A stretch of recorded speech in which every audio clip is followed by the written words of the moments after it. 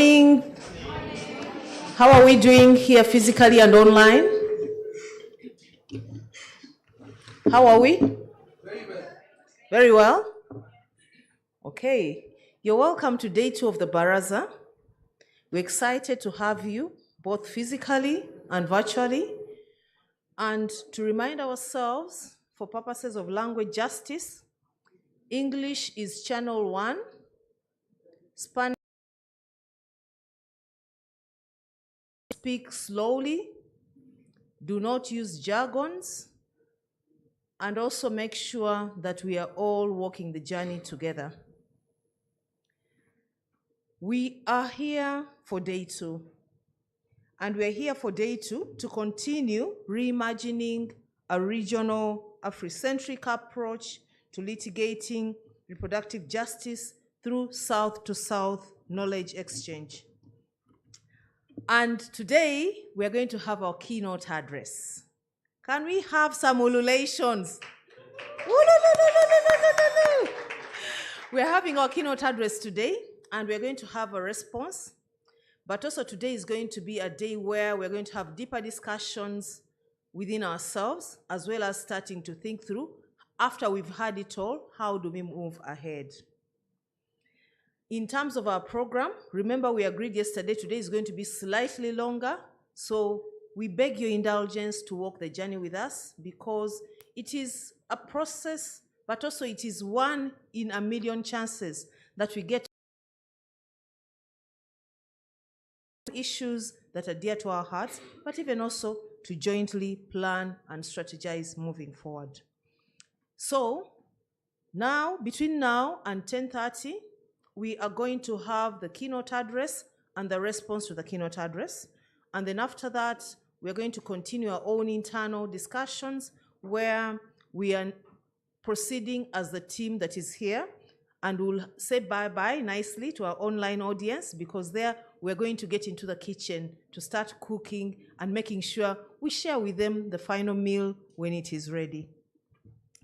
So our online participants, if you have any comments for the keynote address, you please type those in the chat, and then we'll pick them up and they'll be responded to.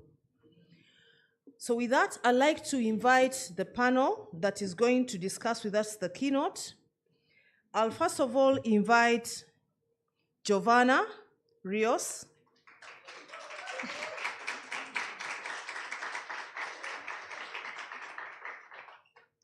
Giovanna is the Executive Director of Women's Link, an intersectional feminist and anti-racist, anti-ableist, and anti-colonial human rights organization. At Women's Link, we believe that they succeed in unleashing the power of women. They believe in power as an axis to change and the work that we do. They fight for gender diverse people to ensure that they access justice, as well as ensuring that there is feminist partnership litigation. Giovanna, you're welcome.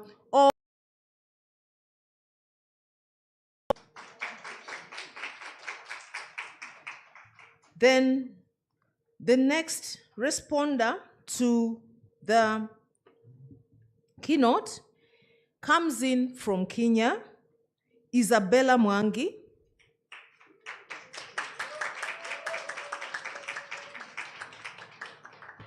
Isabella is a lawyer with 8 years experience in human rights sector, and specifically working with women and children's rights.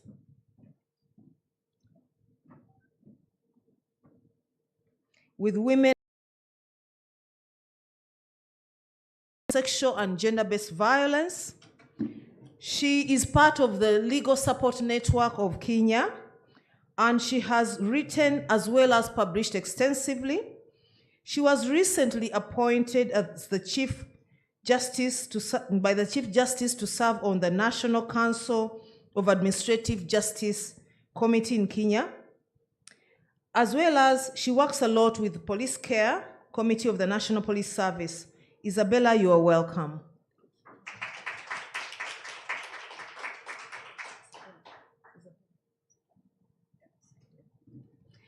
So prepare, oil your hands and prepare. Have you oiled your hands? Oil them. I can't hear them being oiled. Oiling, I want to hear the oil.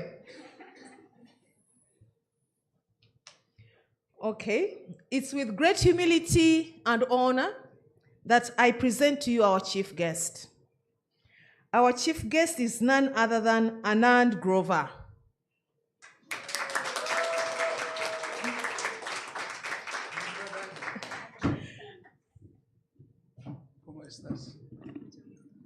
Anand is the director of the Lawyers Collective in India and is a senior advocate practicing in the Supreme Court of India.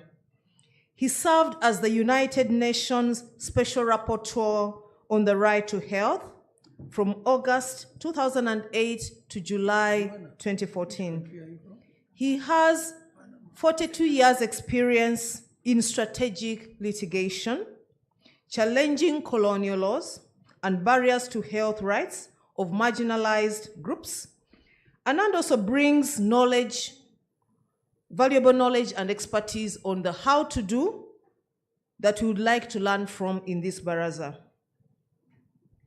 And as participants, physically and virtually, we are honored to learn a lot around legal activism, as well as strategies of promoting reproductive justice, addressing challenges that are faced by historically marginalized communities in Africa. You are welcome, Anand, and we are happy finally you are here, and the airlines have not connived against us. Welcome, Anand.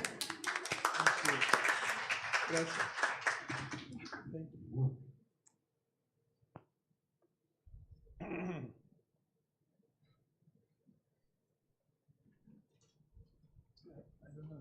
So I'll not take so much of your time. I'll invite Anand to come and give us the keynote address on South-to-South learning as a tool for advancing reproductive justice through strategic litigation. Anand, you are welcome.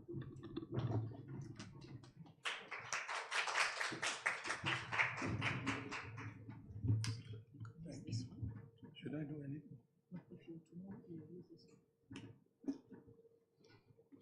Thank you very much. Indeed, it's a great pleasure and honor for me to be here. In fact, I don't think I'm going to teach anybody anything. I'm going to learn a lot, because when I got this email from my very old friend, he's very young, I'm not that young, Moses. When I asked him his age, I was shocked that he's so young. Anyway, so maybe I'm actually getting older, Moses, I don't know. But anyway, I have known him for a very, very long time, and I'm so happy that Arya Nohaki is doing so well. I was so happy to learn that the message, and actually I must say, if I may, if I have a bit of time, with the permission of the chair, that you've actually evolved a new concept of working as civil society. Because I'm a litigation activist on the road demonstrating, and I've had my share of attacks by our government. But I am really, really thankful to my old friend, Moses Mulumba, and I'm very happy to see that that you actually attracted so many people from the developing world, if I may put it. But the topic of today's, and I'm very, very thankful to Sharon, who's been negotiating my travels by Kenyan Airlines from Mumbai to Entebbe, because I wasted a whole night and a day. And that's why I slept very well. And I was wondering whether I'll be able to actually wake up. So today's topic, actually, and I was just on this issue that, am I supposed to change the slide or?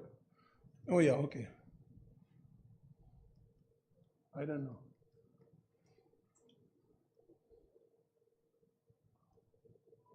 Oops. Okay. You know, when I got this invitation, I got a very interesting write-up. What is colonialism what is colonization and what is colonialization. I think that's a very important distinction. And I'm going to start with that and actually try to evolve in that and what the remit of today's meeting is, and maybe the conference. Colonialism is actually the imposition of power by people from the West in most countries, Latin America, Africa, Asia. And after independence, the formal independence, the remnants of the colonial culture remains, and that's what's coloniality. And it remains in different things, the ideologies, the literature, and very importantly in law. And at the outside, I must say that it evoked my thinking again. And as a UN Special Rapporteur, I was from 2008 and 2014, my main aim, and at that time I must say I did not understand coloniality in the way it's been put today by academics. And I must say, superb note, high quality, and I was so happy. But the most important aspect of coloniality is criminalization of behaviors. Whether you take abortion, whether you take sex work, whether you take same-sex relation. I'm very mindful that I'm in Uganda, which has delivered a verdict against my colleagues in the same-sex community. It is criminalizing of behaviors. Prior to that, and even in Europe, it's not a European thing that criminalization actually was with the advent of a particular culture, Roman Catholic, in Europe. So I think that's very, very important to understand. And I'll denote that, and actually criminalize of abortion is coloniality. So if you want to change, you have to completely get rid of criminalization of abortion. That'll be our aim. I think we are getting there, but it's going to take a long time. So what was, most of our countries, I'm sorry to my friends from Latin America, hablo español un poquito, sorry. But unfortunately, we are in Uganda, and I'm from Kenya, not India. I was born in Kenya, lived in England. Namnagani. Okay. So I still remember my walk to my school in Racecourse in Nairobi. So I still contribute to that school. Anyway, the point is that a lot of us have been influenced in the common law countries. The British rule. Common law is basically judge-made law, not statutory. So in that conception, it was also influenced later on by Catholicism. But common law conception was very different from what we see today.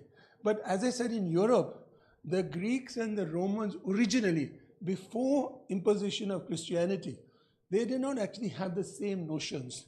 It was different. And they did not consider the fetus in the way Roman Catholics do. They were not really concerned with the abortion in that sense, or protecting the unborn.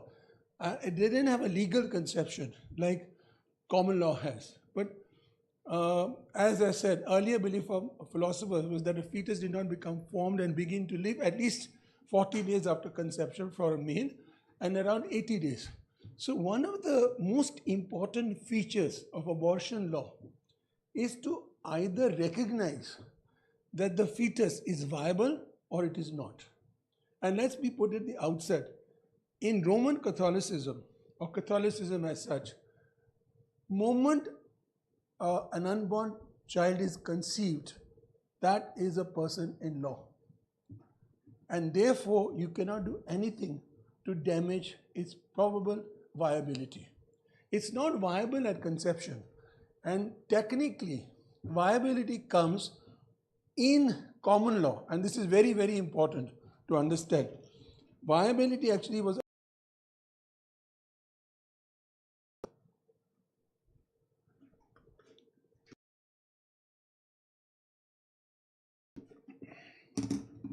Can I just take this out? Yeah, thanks. Viability was understood in common law when a woman is quick with a child, meaning thereby that the woman has the child, which the child is moving in the womb. So that is known as quickening of the child. The woman is supposed to be quick with the child. And that, according to common law, indicated that the child is alive and kicking literally in the womb, and it would be viable. So after the woman becomes quick with the child, then you cannot abort. That is the old common law conception. It changed. That changed because of the influence of Catholicism, etc. So, and one of the most important judgments, and you'll see this, of the English common law is R versus Bone.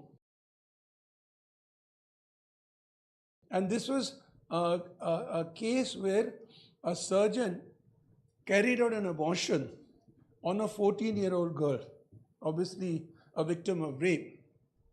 And he did it pro bono. I wonder, because he did it pro bono, the jury was influenced. And remember, there's a jury trial. I don't know, people from Latin America, are you aware of the jury trials? So it's not a judge. Today in India, there are no jury trials. I don't know about Uganda. Are there jury trials here? No. It's only the judge who she or he decides. I can't say in Uganda transgender men, transgender women, right? They don't decide. But there are actual so-called citizenry who decide the questions of fact and law. So in R versus Bone, it was a jury trial, and the issue was whether a surgeon carrying out an abortion to save that child's life would be protect against criminality. So he was charged with under the Persons Act of unlawfully procuring abortion of a girl, which was a crime. And this is the most important thing. If I, as a woman, have a child and I want to abort, should it be my decision or somebody else's decision? Should it be the surgeon's decision or should it be the state? Ideally, if we believe that it is my right over my body, it should be entirely my decision. But the law never saw it like that because it was so heavily influenced by Catholicism. And that's not only European in the sense, because before Catholicism actually reigned Europe, as I said, in Greece and Rome, it wasn't the case. So, if she only has the right to decide, then she should be able to decide either way. But over a period of time, they evolved exceptions to that in the sense that the state could decide. And the state originally decided in Europe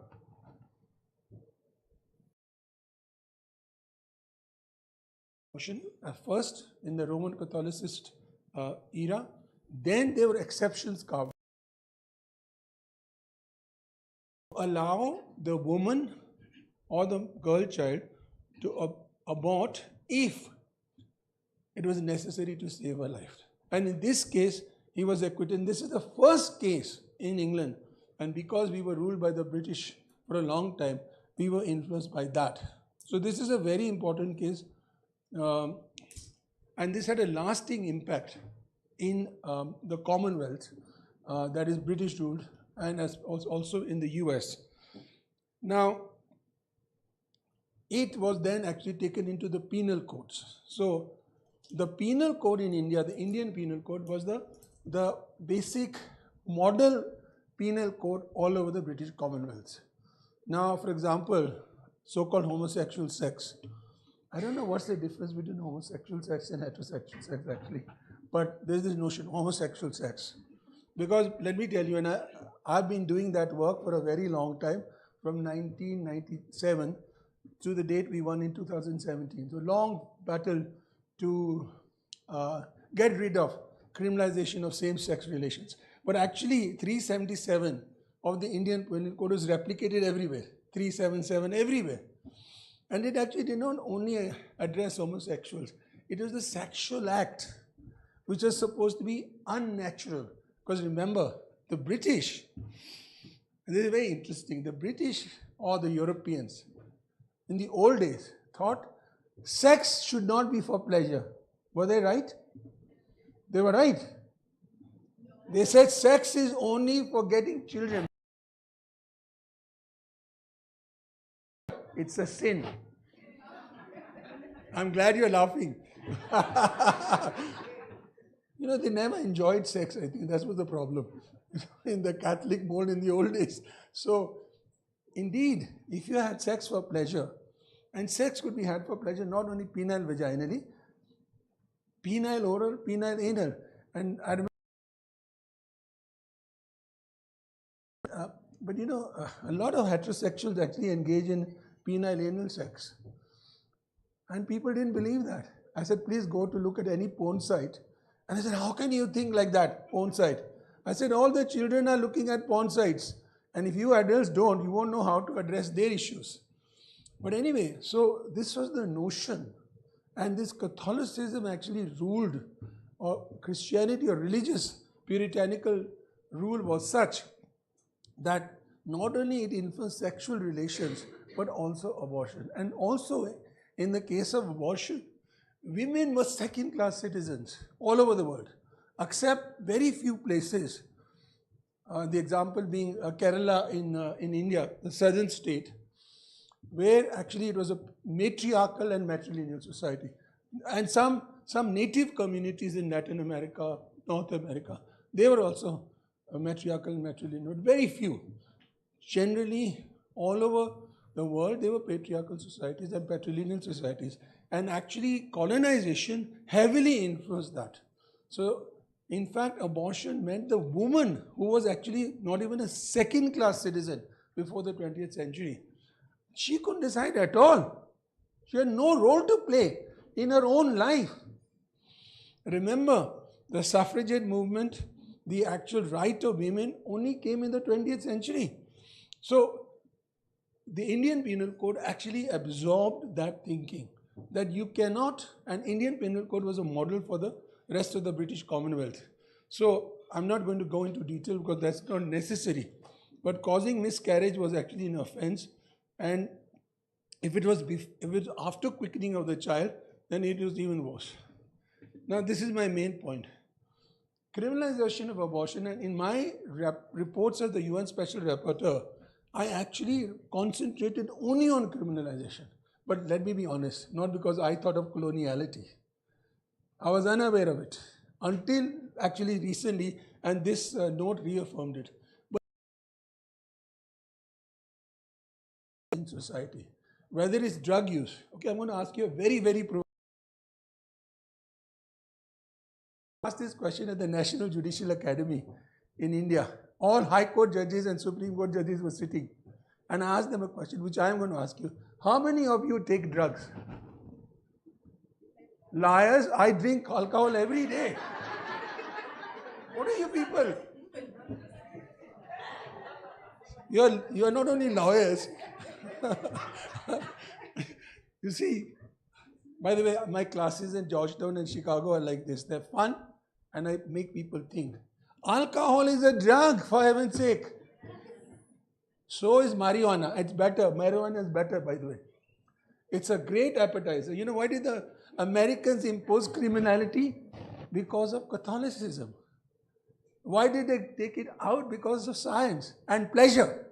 Let's be very honest. When I was a student at Surrey University in England, every evening after drinking and dancing and all that, and for reasons which I won't take,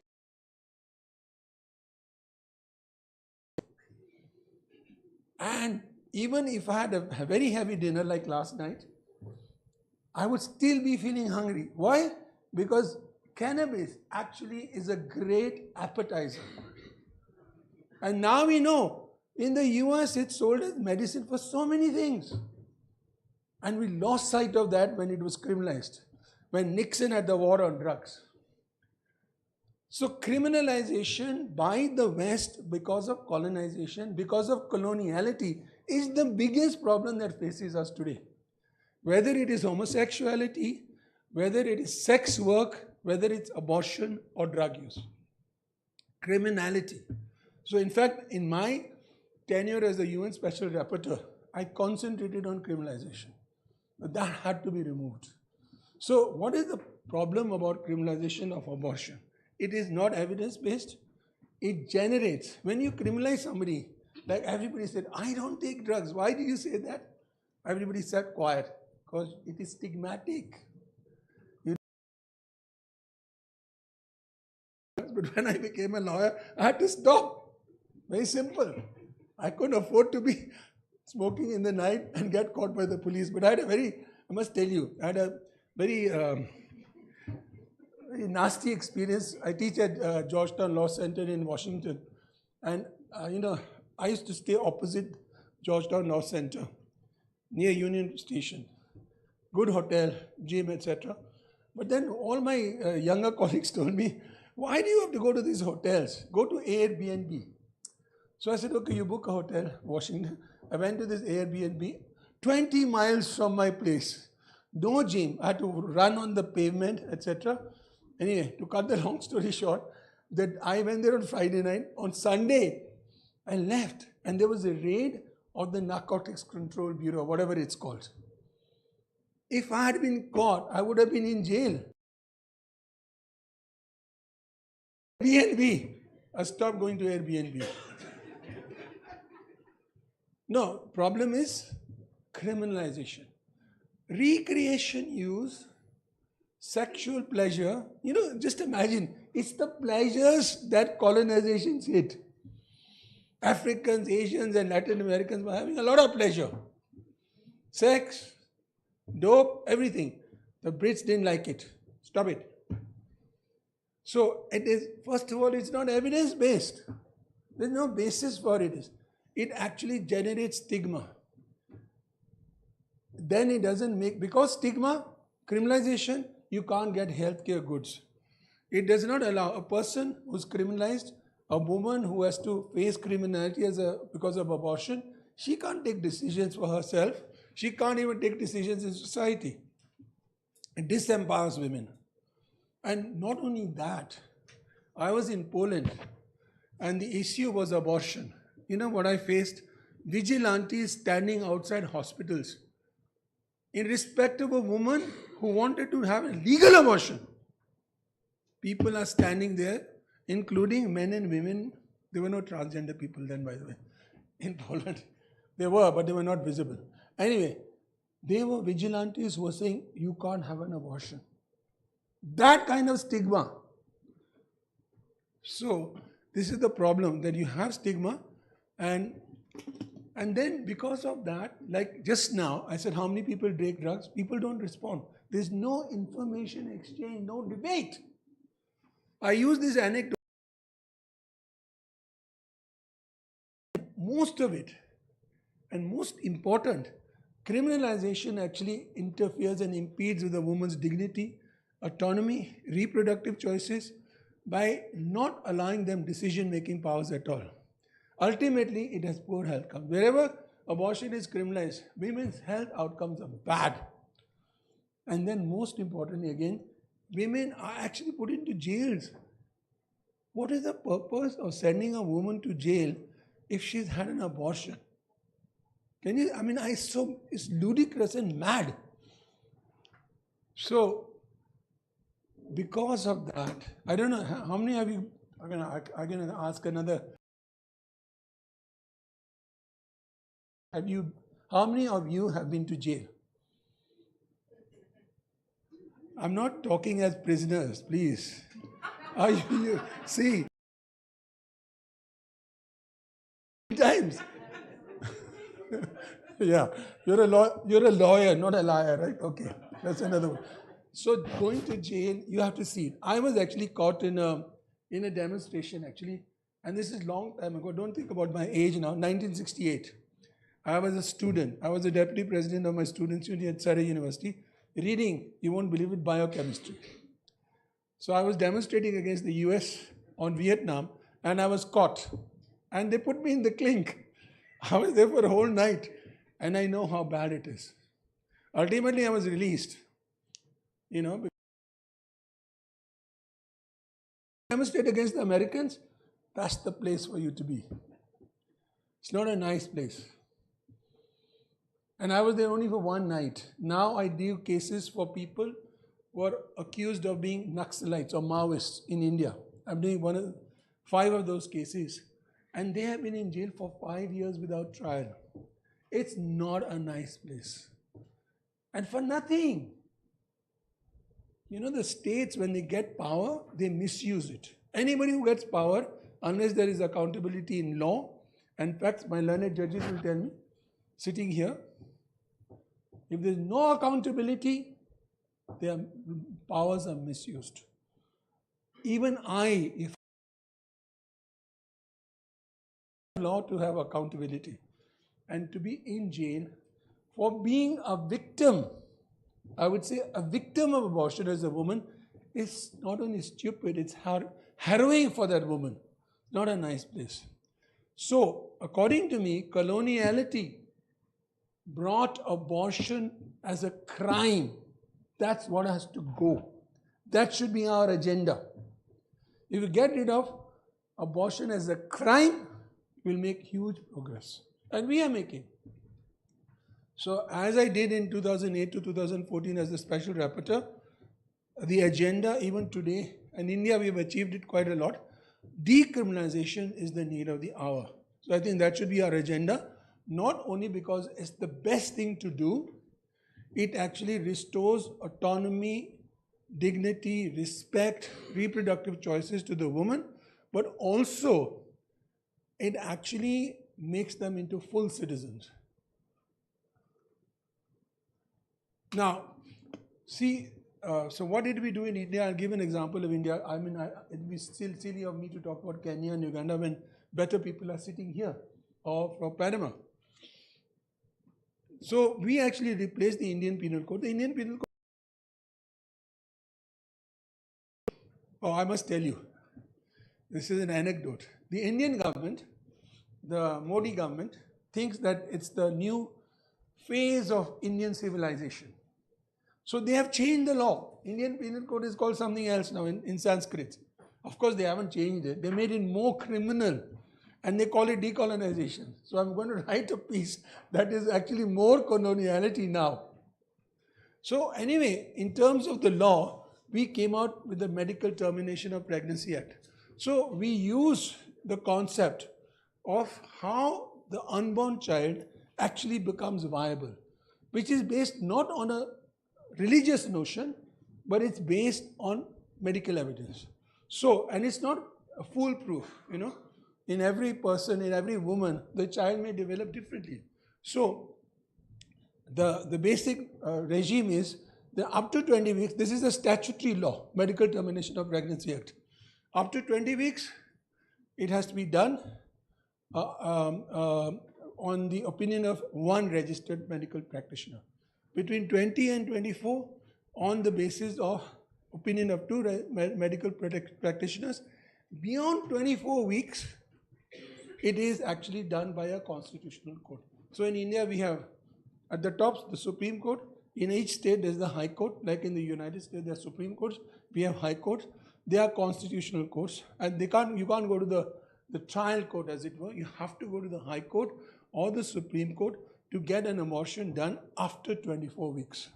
So a few cases on that. This is very important case, and an old case, 2009, where the woman was actually mentally ill. She was an orphan, she was in a mental health institution. After the discovery of her pregnancy, the administration, who doesn't think that the woman has any rights, she has no agency, they said, oh, she's mentally ill. She can't take care of her children. Let's get the abortion done. No consent by the woman. That is the attitude of all states. Let me tell you, recently in HIV, India produces a lot of HIV drugs. By the way, Uganda has one pharmaceutical company here, which is associated with Cipla. So I'd gone to their site last time. But in HIV, we had drug stockouts. So I represent the people living with HIV. We don't say people living with the disease. People living with HIV is a positive connotation. The language also has changed. So we talked to the government and said, look, we should have this sorted out. They said, no, we know best. You don't know. And then they actually occupied the National AIDS Control Organization office at the time when the HIV conference was going on in the rest of the world in 2022. They couldn't do anything because the whole thing was being televised and international. They couldn't do anything. Of course, then they actually started targeting me and some of the leaders. But anyway, I advised them they should withdraw because they started getting the drugs. But you know, the notion is, what do HIV people know about HIV? We know best.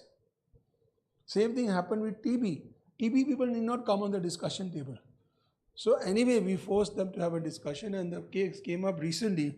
And I told the judges, I said, unless the people who are affected can take part in the decision making, you will never get a proper decision. You know, I always tell my young persons, from people who are not educated, you know, people who haven't gone to high school, they don't know about law. How do you explain them that participation is the most important and the best way to come out with the best result? I always tell them, my friend here can only see my left side. She can't see my right side. But if you want to know me properly, you have to consult her. Sorry, you're a magistrate and you have got an award yesterday, I know. Sorry to. So if you want to know me fully, holistically, you have to consult. These two have to consult. That's the elementary way of saying that if you want to comprehend reality, all participants have to be consulted. Participation in decision making by all stakeholders is the most best result. So when we were drafting, the Lawyers Collective drafted the HIV law, which became an act, we had huge consultations from every stakeholder, positive people, children, every group. But the Chandigarh the administration thought, she is mentally retarded. What does she know about abortion? We should abort. The High Court agreed with. Can you believe it? Because they don't think. For them. I'll give you another example. I went to Japan as the UN investigating the Fukushima disaster. You know the Fukushima nuclear disaster. So as an alternative, the Japanese, to the disaster, the buildings had been destroyed, homes had to be built. So even for physically handicapped, they had to build homes. But did you think they consulted them? No! It wasn't necessary. We know the best. We are from Harvard, Oxford, not Mumbai, sorry. And we know best. So they didn't consult. They made the homes which were completely unfit for those people.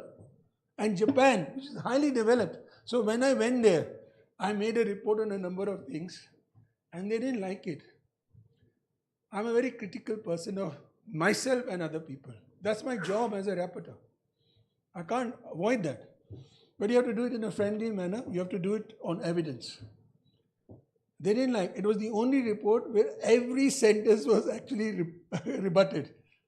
Every sentence. But the UN Human Rights Council said, no, you have evidence. Therefore, we accept the report. They had to take the humble pie. And I'll tell you another example. Sex workers in India who I work with, some of them have taught me a lot of things. I won't tell you what. Sex workers have taught me a lot. One of the cases was amendment of the law. And I thought it was good for them, honestly, as a lawyer. So they said, Anand, sorry, like you tell everybody, we should know what is good for us. You can't decide. I said, fair enough, you are right. We went to the government and the government, Anand, why are you bringing these sex workers here? I said, it's affecting them. They must be consulted. They said, okay, now you are talking in English and Hindi and all that. You go back to your office and explain it to us.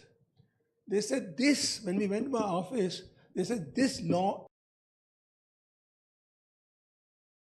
accepted. Even I, who's so glued into rights of people who are marginalized, can make a mistake. Please never think your remit, it's arrogance. So I had to eat the humble pie. And I always tell them, through example, please consult everybody, even children if they are affected. So participation is very important. But the High Court said she is mentally ill, she need not be consulted. Fortunately, the Supreme Court said nothing doing. You can't do all that. And they actually said that she is mentally retarded. She can actually bear a baby. This is, of course, not abortion. It's the other way around. And she can, in fact, decide for herself. But the governments must support her through this. So that actually became a very, very important decision because it talked about the right to reproductive autonomy and personal liberty. But it's the other way around, remember that. But it goes also for deciding for abortion.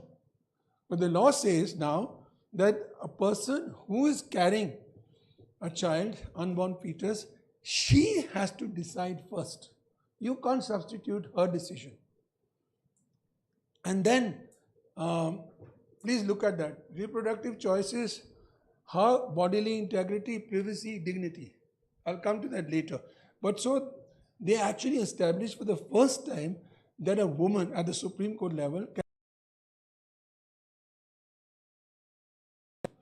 Then, this is another, there are 4 very important cases. I'm not going to go through detail. But this is the second case. This is recently, there are 3 recent cases which are very important decided by the Supreme Court.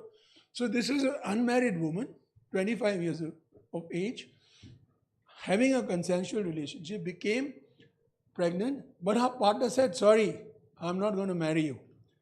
So she obviously did not want to carry on with the pregnancy because being a pregnant woman and having a child unmarried is still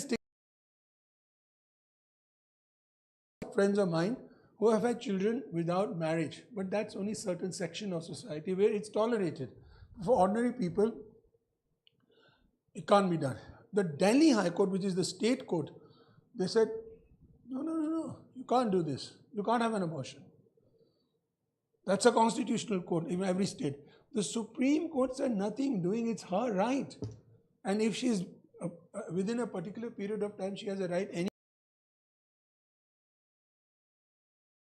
So it's not an exception like the Rex versus Bone. They said the medical, so 20 weeks, one registered medical practitioner, 24 weeks, 2 registered, and beyond that, a medical board has to be set up.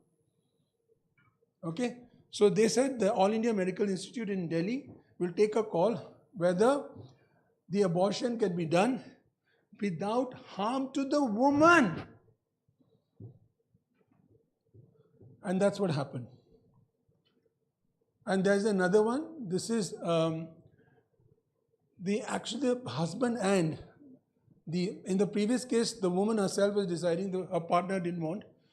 And she actually wanted this case, she wanted to decide to terminate the pregnancy, unable to do it because under the Act and the rules, it was beyond the period of limitation. And she said that she will actually, was the only member. So the Supreme Court actually allowed the termination of pregnancy on the ground, please note, that continuing with the pregnancy could seriously imperil her mental health. Then actually it became another problem because later on the All India Medical Institute decided that in fact there is strong chance of survival of the child or the unborn child. And the question was because the unborn child heartbeat had started. So the All India Medical Institute decided to approach the court and said, should we stop the heartbeat of the child? So they said, no, you can't do that. There are no abnormalities of the fetus and the reports did not suggest. If they actually allowed the pregnancy to term, there would be a viable fetus. So it was a very difficult decision. So they said, no, we will not issue that direction. So she was not allowed to abort. So these are very, very sensitive cases. You have to take the decision not based on a religious conception. In no cases will the unviable fetus be terminated. That's not the issue. It depends on various constraints.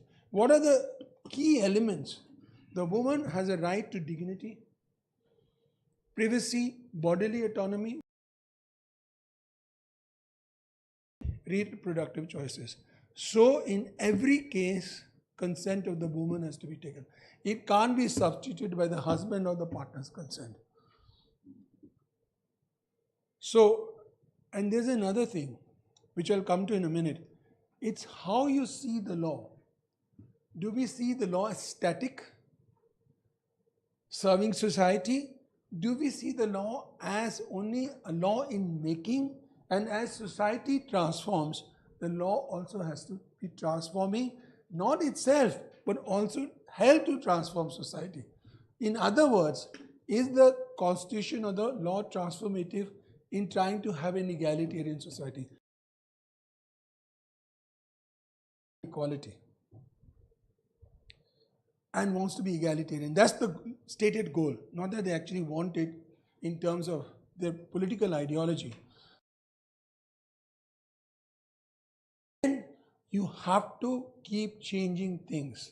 Unlike the US Supreme Court in the Dobbs decision, which I'll come to in a minute, they don't see the US Constitution as transformative. A constitution can either continue to have an unequal society or it can be transformative.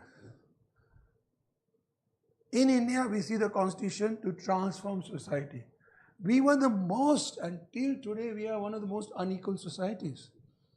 We had a caste system, it's still prevailing. You know what caste system means? It means people are not only divided on racial lines, but they belong to a particular sect of people. And it is actually tied to the occupation, like a sweeper, gardener, etc. And the people who are on the top, there were 4 castes. They don't even touch that person. And we had to change that. It was a very difficult period for us. But the constitution is based on transforming that society. So we have affirmative reservation within the constitution. So we have scheduled castes and scheduled tribes being able to occupy seats in all vistas of government. Like for example, if the merit seat would be at 80%, a person belonging to the scheduled caste less marks. Now, because the US unfortunately leads in these things either badly or in a good direction. In very famous case of Roe versus Wade, the US Supreme Court for the first time decided that there should be abortion based on sensible grounds. Prior to that, you couldn't get abortion unless there was, literally very, very difficult conditions to satisfy, like Rex versus Bone was dealing with. So in Roe versus Wade, there was a Texan law. You could only get abortion if it was to save the life of the woman. That's what they decided in Roe versus Wade. And they actually came out with the trimester protocol, that in the first 2 trimesters, the fetus is not viable if it is born.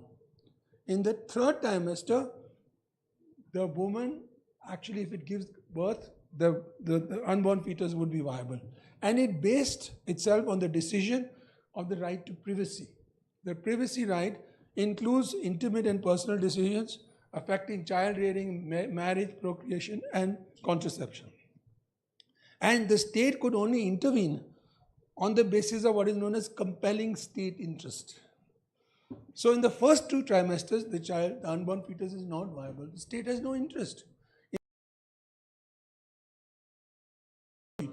The state has an interest. Now, this was actually carried forward in the Casey versus Planned Parenthood case, but they actually didn't agree with the trimester. This was overruled. For want of time, I can't go into detail, but I'll dwell a minute on Dobbs, the last decision. Basically, the Dobbs decision came out with a completely, let me tell you, I spoke of this in the Northwestern University, I would say a dishonest decision. It's very difficult for me to say this with judges sitting here. Why do I say that? I said this in Northwestern and people attacked me. But I have to be honest to myself. Because those same judges agreed with Roe versus Wade when they went on the bench. It's sad, you know. Unfortunately, the politicization of the judiciary has become a norm all over the world. We have that major problem in India now. But anyway, first they said, after 15 weeks, there is no question. And very importantly, the notion is there in the US that the US Constitution spells out whatever it is in the Constitution in the written word. It's not transformative into the Constitution. But that has enormous implications because everything has been read into the US Constitution, privacy, etc., etc. It's not explicitly stated. Even in our Constitution is the same thing. So basically, they said the US Constitution doesn't provide for abortion. It's not deeply rooted in our culture. That's one of the facets of the US decision-making process. If it's not part of your culture and tradition, then you can't actually posit that as an argument. So the real question is whether the Constitution is transformative or it is not. And the majority in Dobbs said it is not transformative. We've already known what we want to do at the time of the writing of the Constitution. Forgetting the fact that anyway the US Constitution is a series of amendments. Not only that, they were not honest in talking about common law. They just said common law, which is latter common law after Rex versus Boone, etc.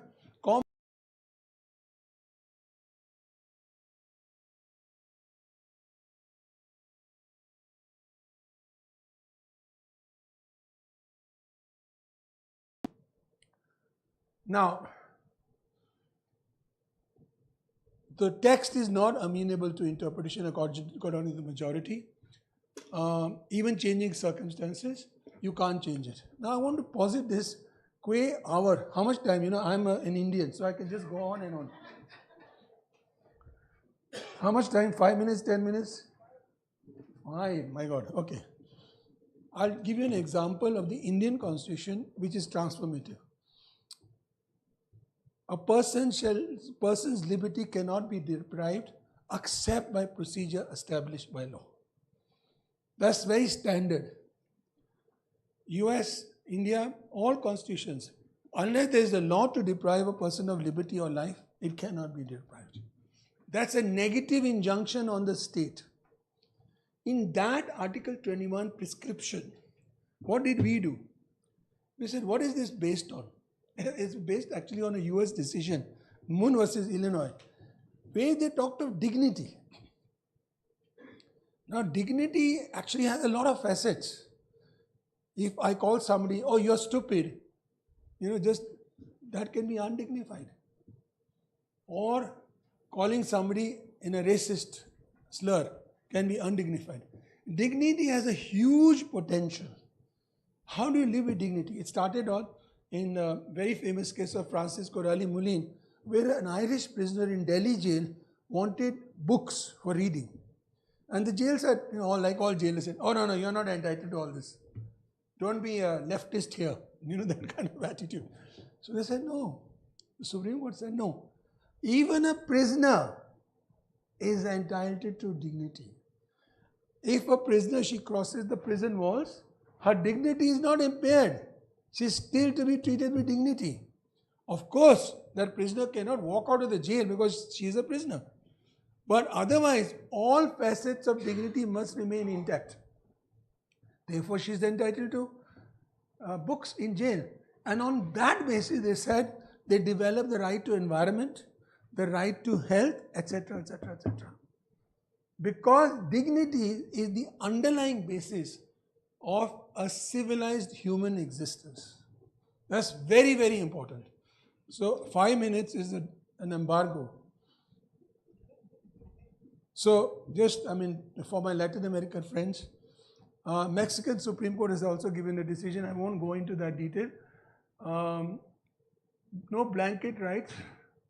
I'm not going to read this out, but I'll just tell you that I did a written amicus brief in the Colombian court, which also upheld. Now I'm doing for Ecuador. In South Africa, we have the Choice of Termination of Pregnancy Act, which is very important. It's a good example for decolonialization, as it were. It gives the right, based on the obligations of the state to provide reproductive health, safe abortion. Right of choice is exercised by the woman. So agency is given to the woman. She has to choose. She has the right to be informed. She has the right to have access to the services. Now, the decolonialization note actually made these 4 points. I think they're brilliant, but they need to be discussed and interrogated. Don't accept anything that anybody says, especially me, without rancor. So, please be critical of any point. It's very important to be critical. Without that, you cannot move forward. Recognition. This is from the note, Moses, that you sent me, or Sharon. Recognition dimension to combat stigma, stereotyping, prejudice, violence, to recognize the dignity of a woman. This is the most fundamental. When the woman has to be treated with dignity in the context of abortion, if you have to allow her dignity, then everything must rest with her. Choice, consent, everything. Then, even in laws that are being made, they have to be participatory. Without participation, without proper consultation, you can't have a law. I'm giving the slides to everybody. Yeah? It's public property. I don't believe in intellectual property rights. If you know my work on access to medicine, I think it's wrong to have intellectual property rights. I'm very critical. Accommodation and distribution. These are the things. Now, last point I want to make, which is again controversial. So, one of the questions that were posited is human rights the best way to move forward? And they had a caveat on that look, human rights actually destroyed communitarian or community property in Africa, Latin America, Asia. Well, partly true, partly not true, but there's essence in that, because community property was only in India, for example, it's in certain sections which were not invaded by capitalism. Moment you had capitalism, community of property was destroyed. It's not to do with the West, it's to do with capitalism as it develops. So that's one. But human rights is a way forward. Of course, it's a way forward. Of course, it was set by the West. The Universal Declaration of Human Rights was set by the West. By the way, there's an error in the note, which I must point out, that out of the Universal Declaration of Human Rights actually spawned the International Covenant on Civil and Political Rights. If you see, and later on, the International Covenant on Economic, Social and Cultural Rights. Now, actually, they are babies of the UDHR. If you read the UDHR, you can actually take chunks of it, plant it on the Covenant on Civil and Political Rights and the Covenant on Economic, Social and Cultural Rights. The basic difference was they were motivated, the civil and political rights, by the West, so-called capitalist countries, and the Russians, who actually moved the economic, social and cultural rights, because they were socialist. Actually, there's nothing to do. It's not that. It's just the political configuration at that time. The other important difference is that civil and political rights are supposed to be enforceable immediately. But economic, social, cultural rights are not immediately enforceable. There's a lot of debate about that also. But the aspect of discrimination, it is universally accepted. It is enforceable immediately. You can't deliver health services in a discriminatory manner. It has to be equitably. But if you talk of human rights, you can't be in a secluded, isolated space of abortion or sex work or drug use. You have to see the universe as a whole. And today, and what I'm about to say, I've been attacked by professors in Georgetown. But I welcome my attacks on me, actually. It's brilliant because it allows me to debate. Okay, so international human rights system, this is what I said in Georgetown, is under huge attack. Why do I say that? Israel is committing. Now I have to be very careful of the word because I'll be criminalized, if I may say so, for this. The International Court of Justice has held that there is a plausible case of Israel having committed genocide. Not one decision, 3 decisions now. First one, which was argued by my very close friend from South Africa, Adila Hashim. She was the lead counsel. And they held there's a plausible case of genocide. You have to understand the way rights framework works all over the world is that certain people are entitled to rights, though the formal rights are for everybody. Rights actually are realized only for some.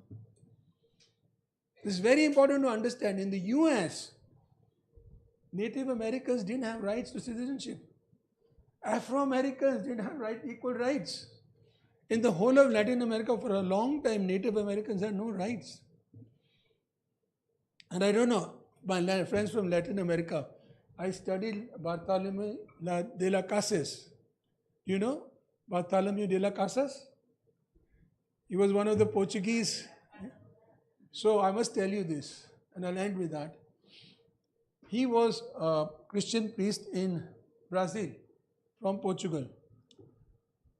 Unlike the conquistadores from Spain and Portugal were not learned people. They were what we call, people who are just fighters. They were sent to occupy and take over the Americas. And they did. It's a sad story.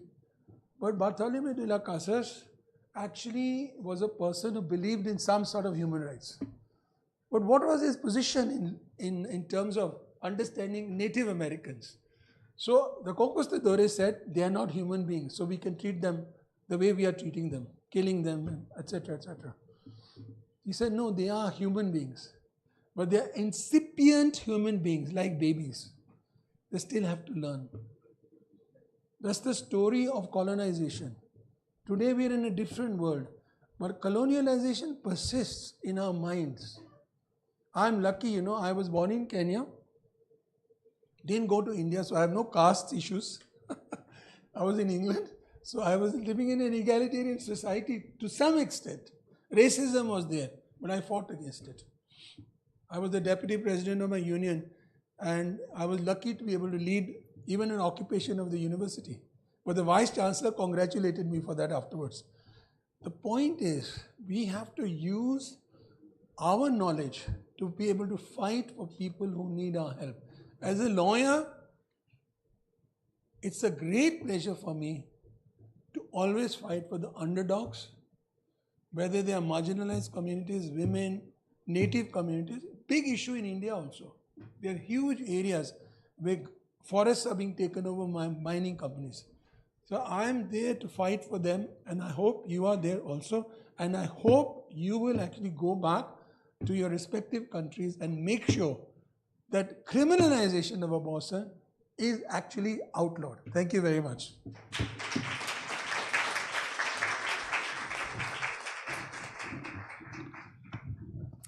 Thank you very much, Anand, for challenging us. I hope our colleagues that are online, the land friends you've had, we have to use our knowledge to fight for the marginalized people. I know we are all hot with response. Keep your response. We're going to have 2 respondents, and then we're going to open up. The ones online is going to be through chat, so you can even start sending in your chats, and then us here, we're going to respond. With that, I'd like to take us to Latin America. We're going to invite Giovanna Rios from Women's Link Worldwide from Colombia. Giovanna tells me that they are practicing their English. So they're going to speak in English, not in Spanish. Thank you very much, Giovanna, and you're welcome to respond to the keynote address.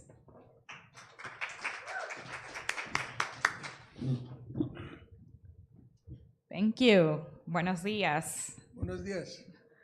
Good morning.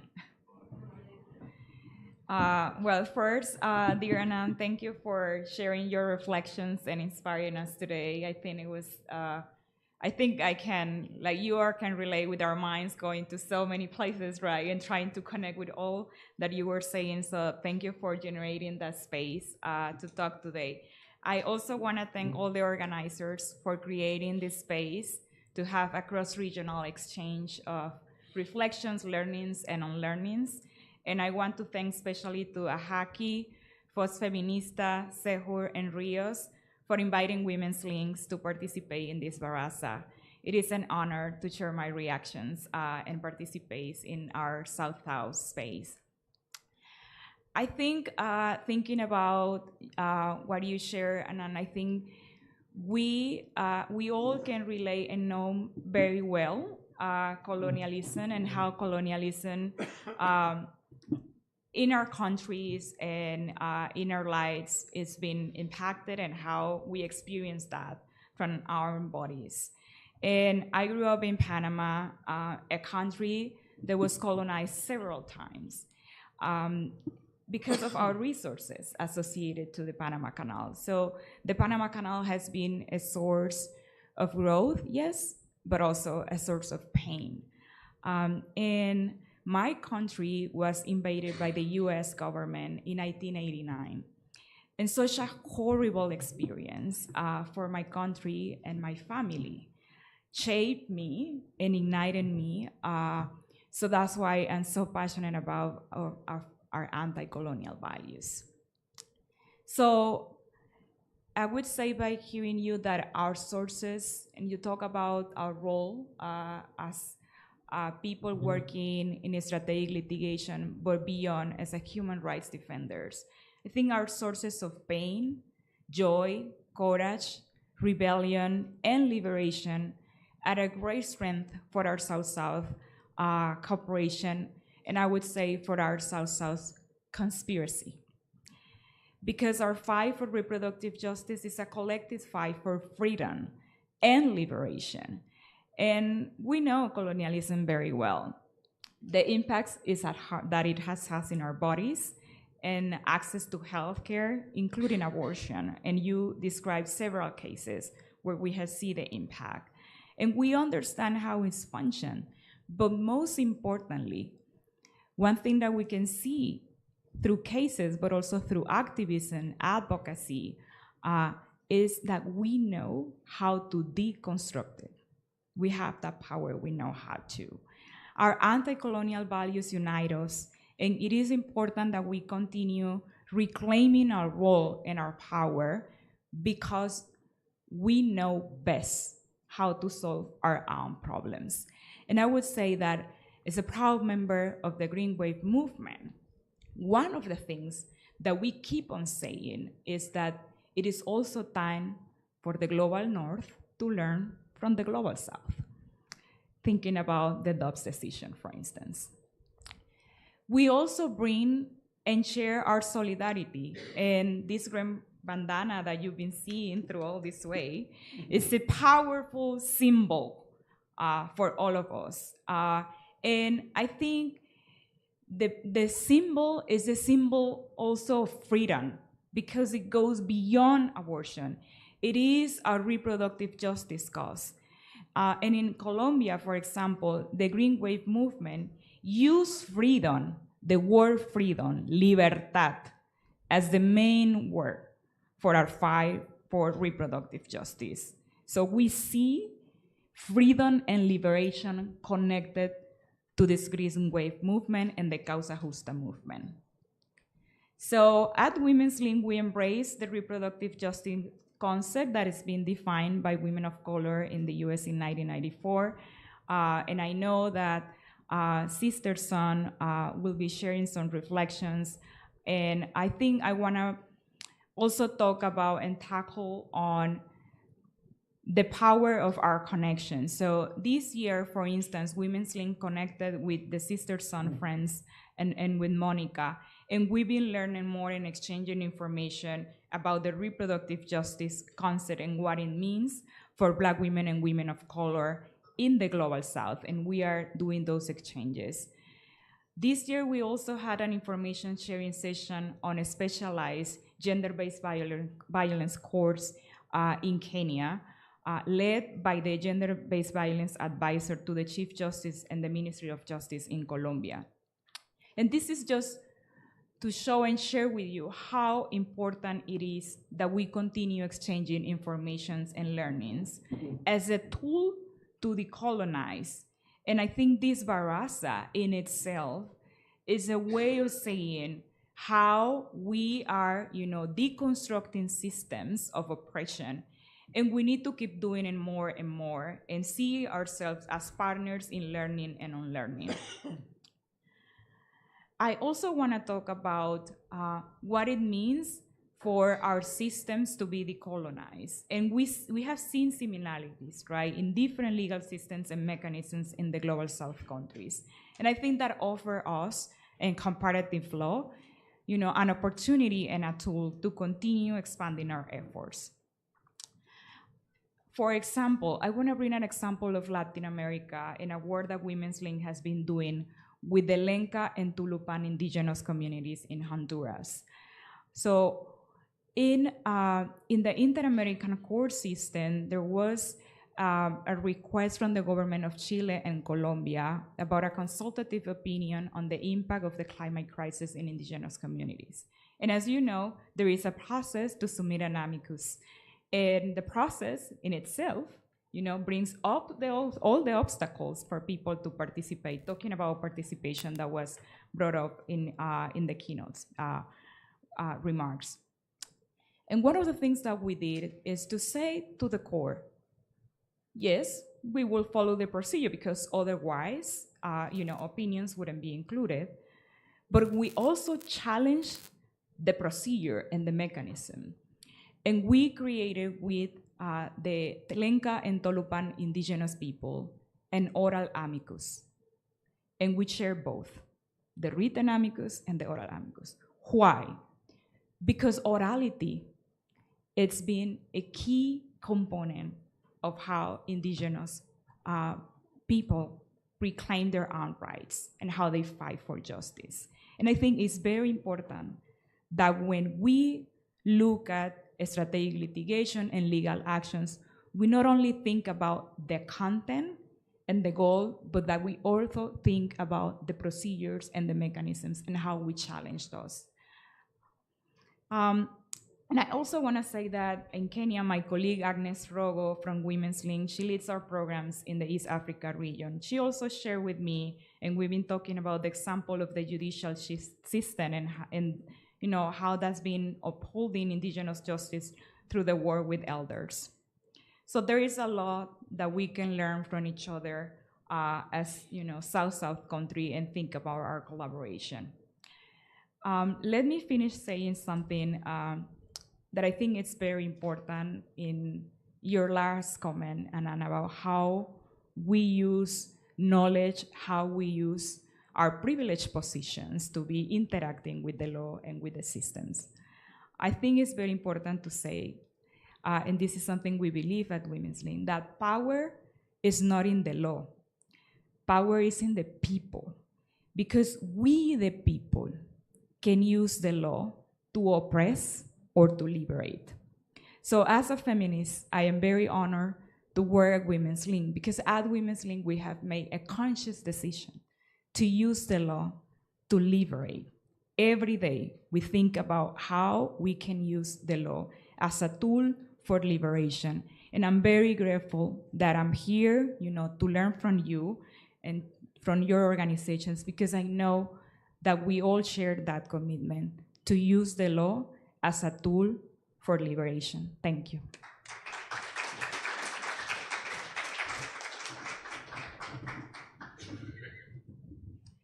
Thank you, Giovanna. I'll now invite Isabella to come and respond from the point of Kenya and the African continent.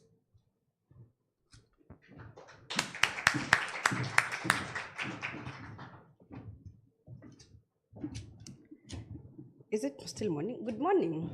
Morning. Good morning. Good morning. So as I've been called, my name is Isabella Mwangi, and I want to start by saying thank you very much for that informative session.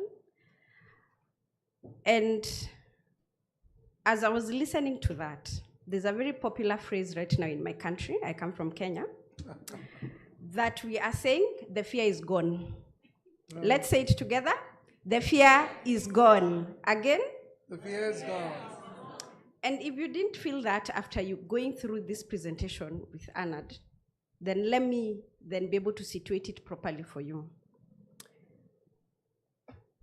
She has just said power is in the people, not in the law. And Article 1 of the Kenyan Constitution speaks of we, the people, are the ones who have sovereignty. And so it is time we start utilizing and unpacking what that sovereignty means for us. Allow me to be able to respond on two things, especially on the issue of decolonization, public participation, and finally end by talking about my call to action on how best we can then proceed. We are in this room because we all recognize that our laws are ghosts. They are ghosts, and it is a ghost that we must rid ourselves from. They're simply a ghost because of all the things that have been said since yesterday. They're exacerbating injustice. We are not being able to enjoy the equality in the law as it is prescribed.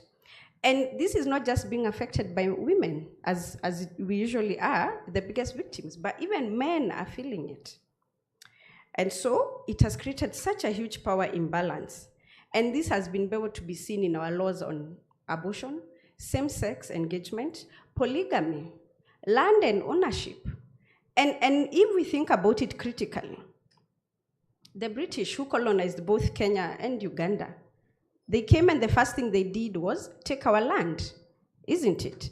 Imagine how then they went on to redraft the laws on how we can be able to take back what was ours. Do you think they would have allowed us to do it? And so that is why to date we continue speaking of land laws that excluded half of the population, which is women.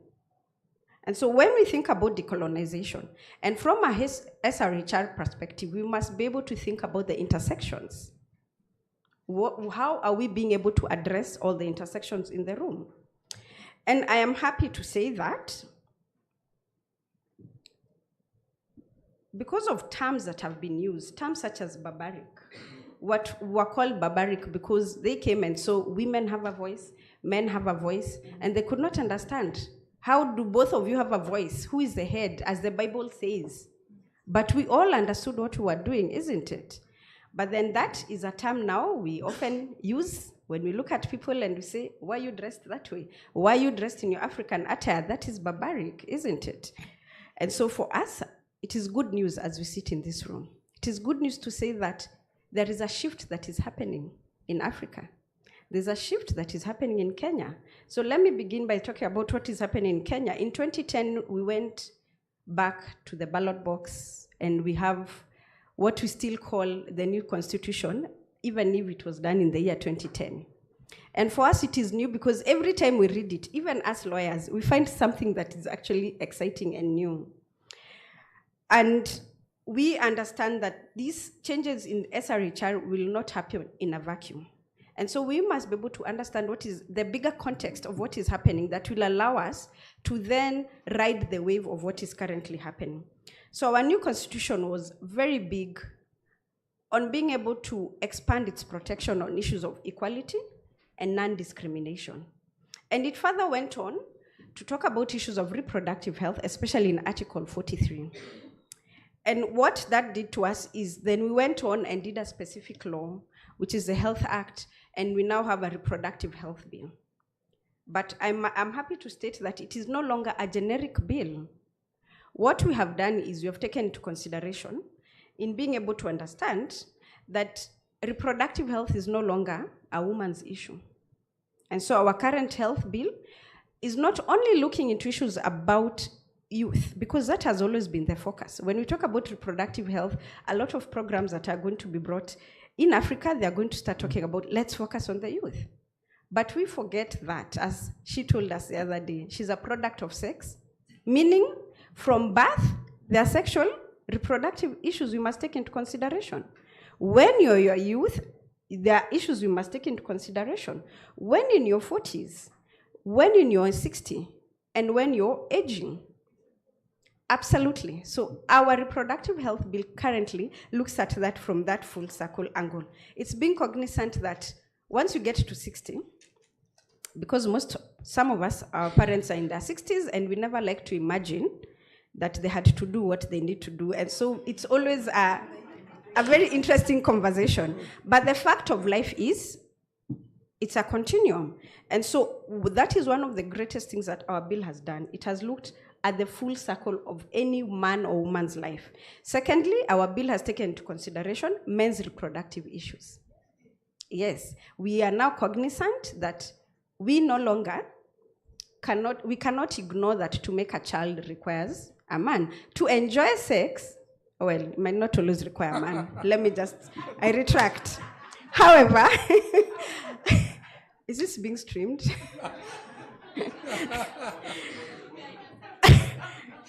However, we are very cognizant that even for men to be able to enjoy their sex in how best they enjoy it, they must also be healthy.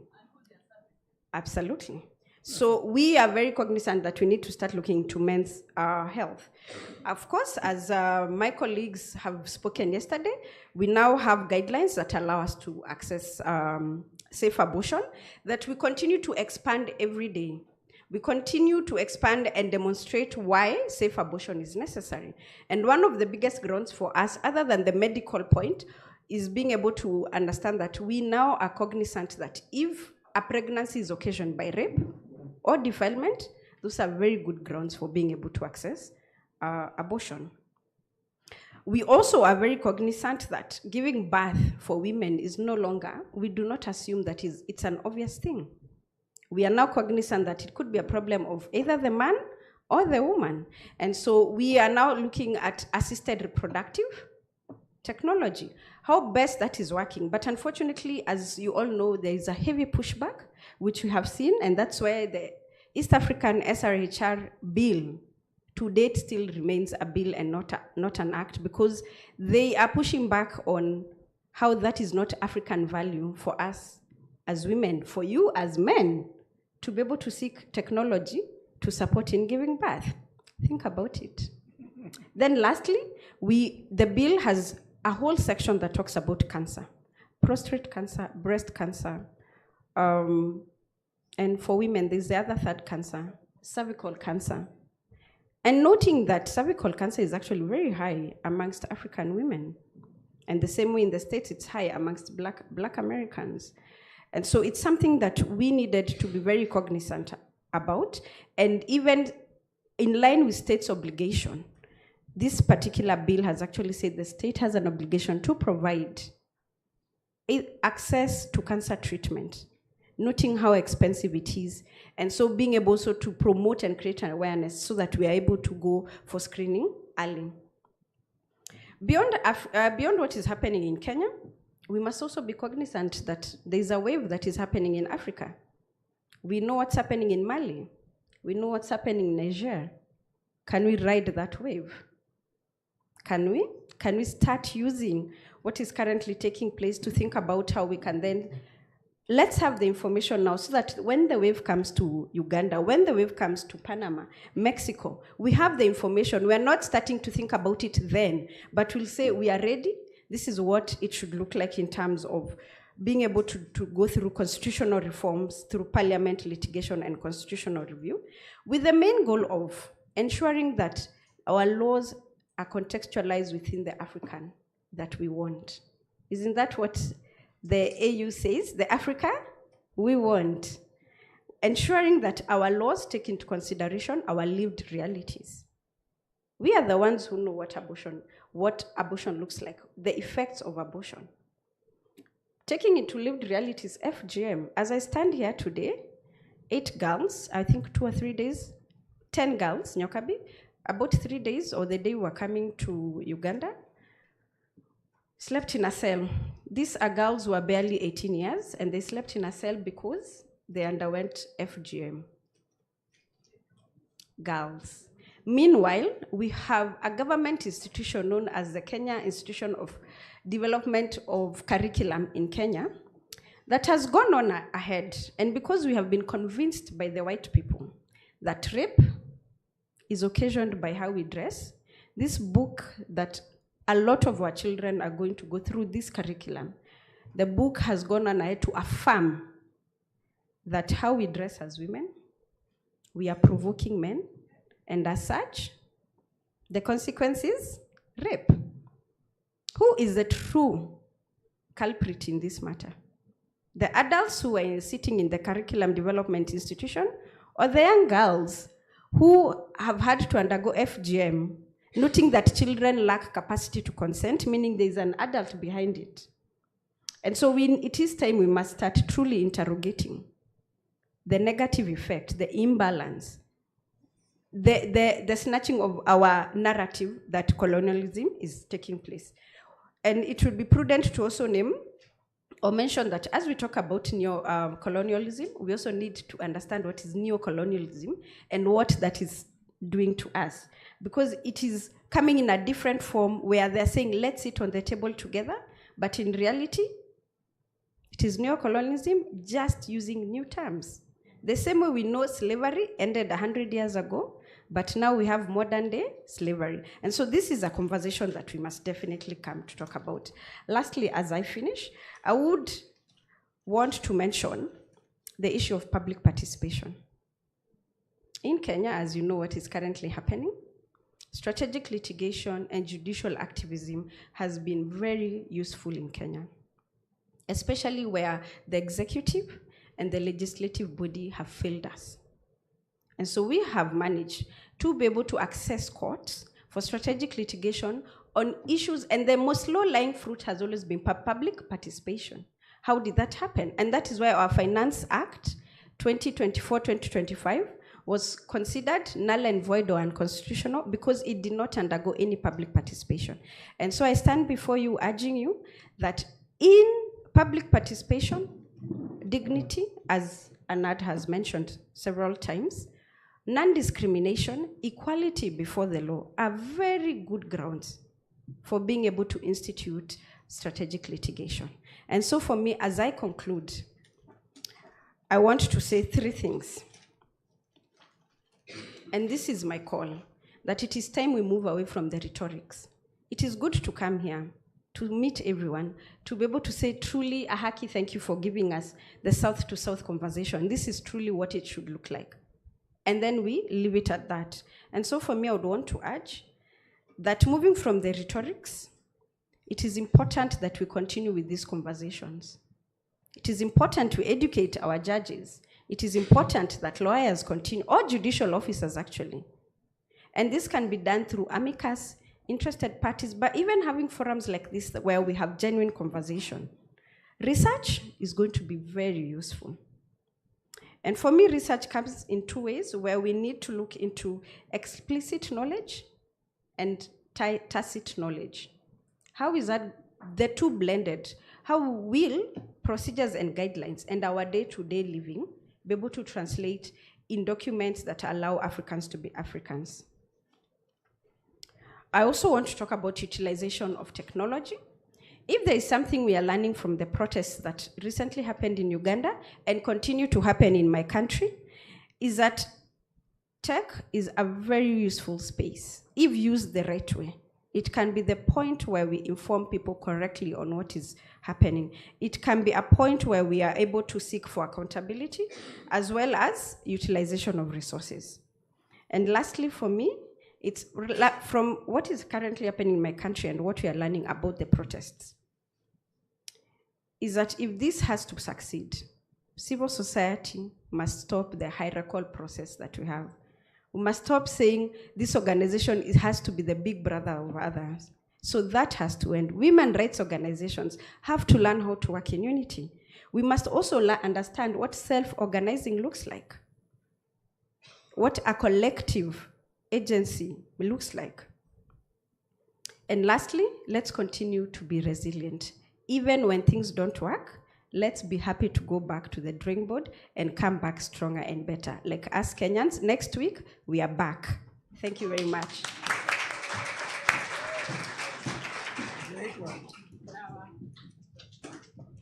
Thank you very much, Isabella, for firing us up and also for responding to the keynote. The time is now. I hope you're now warm enough. Are we hot? Are we boiling? Are we ready? Okay. So this being a baraza, we're going to have some conversations here, and then others have to continue happening because we continue having the conversations. So as indicated earlier, we have our online participants. Already some of these who are on listening to us live on X have sent their comments, which I'll read out. And then the Uganda Law Society that are in the Zoom, we have also chats that are there that I'll read out. And then here in the room, we'll give 4, 5, 6 responses and then can give back to the opening panel to wrap it up, and then we can break off the session. Is that fair enough? Okay. So, do we begin with the ones on X? Okay.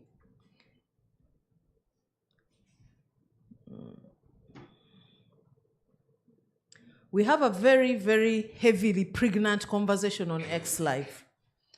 And there is a comment around clearing the abortion law to protect SRHR. At the moment, health professionals face legal risks when trying to save women's lives. As a parent of my primary 7 daughter, were to get pregnant and her health is at risk, I believe she should access an abortion. And then there's a whole conversation around including and introducing sex education, including safe sex practices among preventive methods that can protect the young ones. There's also a contestation around whether the pregnancy should be dangerous or not. And then another person is saying, but the pregnancy is not life-threatening. Must it be illegal? Then there's a recommendation around better sensitization, but abortion should not be allowed. And then there's a conversation around why are men not supporting abortion?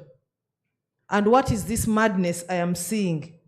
The thing is in the body of women, but people responding are men. I think you're really idle. And that's a man. And then there's a conversation like there's many medical persons and citizens who constantly abuse the law in Uganda. Otherwise, it would be a useful law on abortion. Then there's a conversation around many people confuse cultural and religious principles with reality. Some will still debate about it, that abortion is not okay, ignoring cases and the causes like rape, defilement, that are the underlying causes. So we'll now get to the comments in the room as we are also harvesting the ones that are coming in from the Uganda Law Society, and then we can be able to respond to that as the opening panel.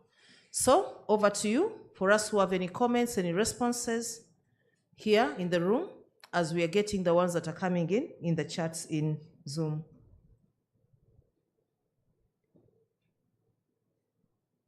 Are we overwhelmed? Underwhelmed? Feel good? Okay. They want a cup of coffee. Or would like coffee and tea? But we can't break this panel. When we break the panel, we are breaking because as indicated after this panel, we are closing the meeting for the online audiences. So we must finish this business now. Do you have any comments in the room? Yes, can we begin there? Thank you so much.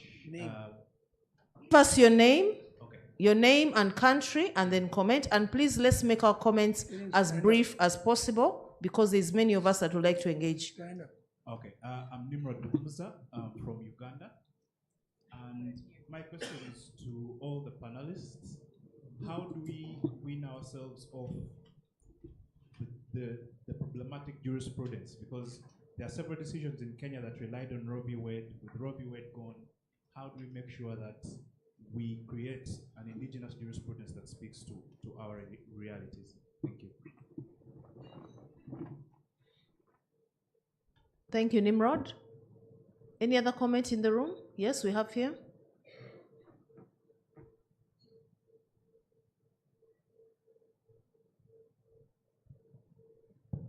Thank you so much.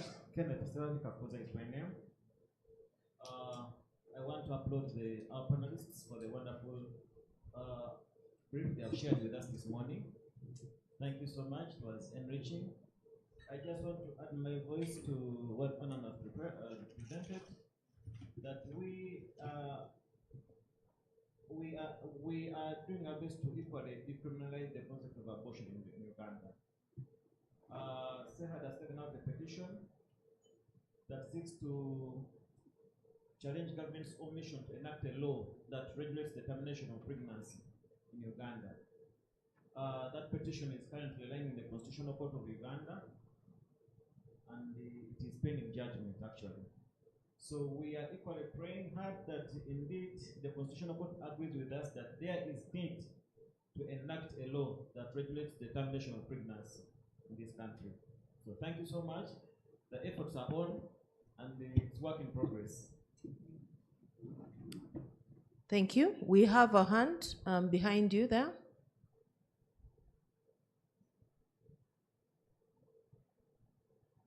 Thank you so much. My name is Leah Nasasra from the Female Lawyers Network, Uganda. My comment comes from the takeaway. I have many takeaways, but what stood out for me was how to use the law as a tool for liberation. And I'm thinking we can use this platform to influence policy reform. Given the social and governance barriers in Uganda, we have a few provisions around health reproductive rights scattered in different laws, and they are few in the first place. So for me, I think this can be a platform for a well-grounded study to influence policy reform in Uganda. Thank you. Espanol, any comment from Latin America? Yes.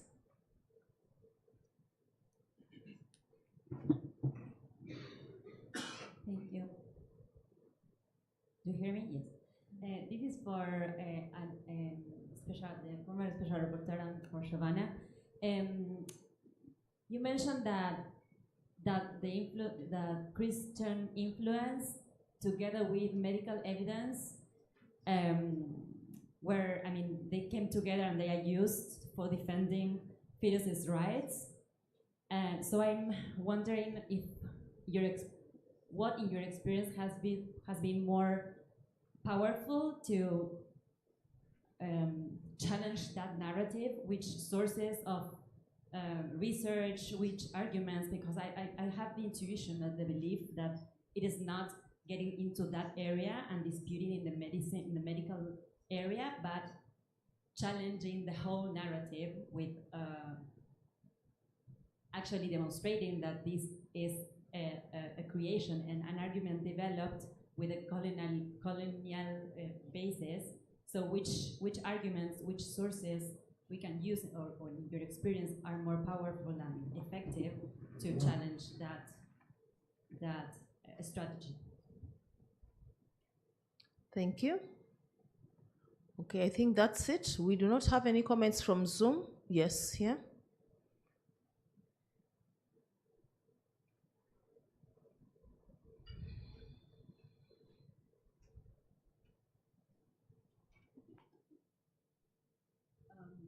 Dorothy Amran from Uganda. I'd like to upload the speakers.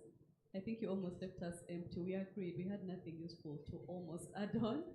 But I think for me, the question of bringing on the judges to create laws for the people, what we relate with, like bringing in that lived experience into law for it to be useful. Because most of the laws we have right now are not really useful.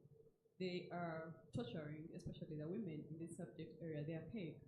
I'm just making a comment generally and maybe trying to appeal to the judiciary, like members of the judiciary that attend these barazas, that beyond looking at the law as is plainly, we need them to embrace the approach of judicial activism, where they give us room to come and have meetings, sidebarring, I don't know if it's the right word, where we kind of have the space to say, these are the merits of the case, because sometimes when you're making submissions and all, you're detached from the reality. You don't have the human face and the aspect. So I'm saying like the peer-to-peer approach, like judge to judge, academicians, is there a way we can now start approaching humanitarian cases, especially these cases that are, hard to prove, sexual rights, reproductive rights. They're very contested issues. And they're our lived realities. They're not going to stop today. We shall continue having sex. We shall continue having abortions. And the cycle will continue. And so what are we what are we regulating? Are we regulating for paper? Are we regulating to kill? Because what is more important? Serving first for morality, like that moralistic place? Or like who are you sacrificing in the end? Who are we actually trying to help? You know, while we are making judgments, who are we really trying to help? I think we need to paint a human face.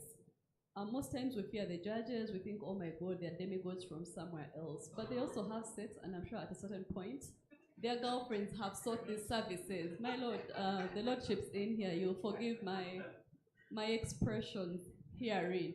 But the point I'm trying to drive here is they're human like us, and it could happen to anybody, your wife, your child, any circumstance. So I think we need to be a bit proactive, but also welcoming. When the bar approaches the bench from a more of like, judicial activism, we're supposed to be friends of court.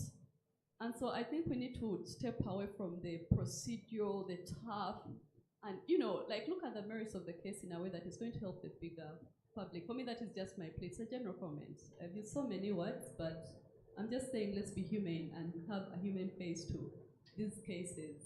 Thank you. Thank you very much. We'd like to pull this to a close. If you have any comment, yes. The last one.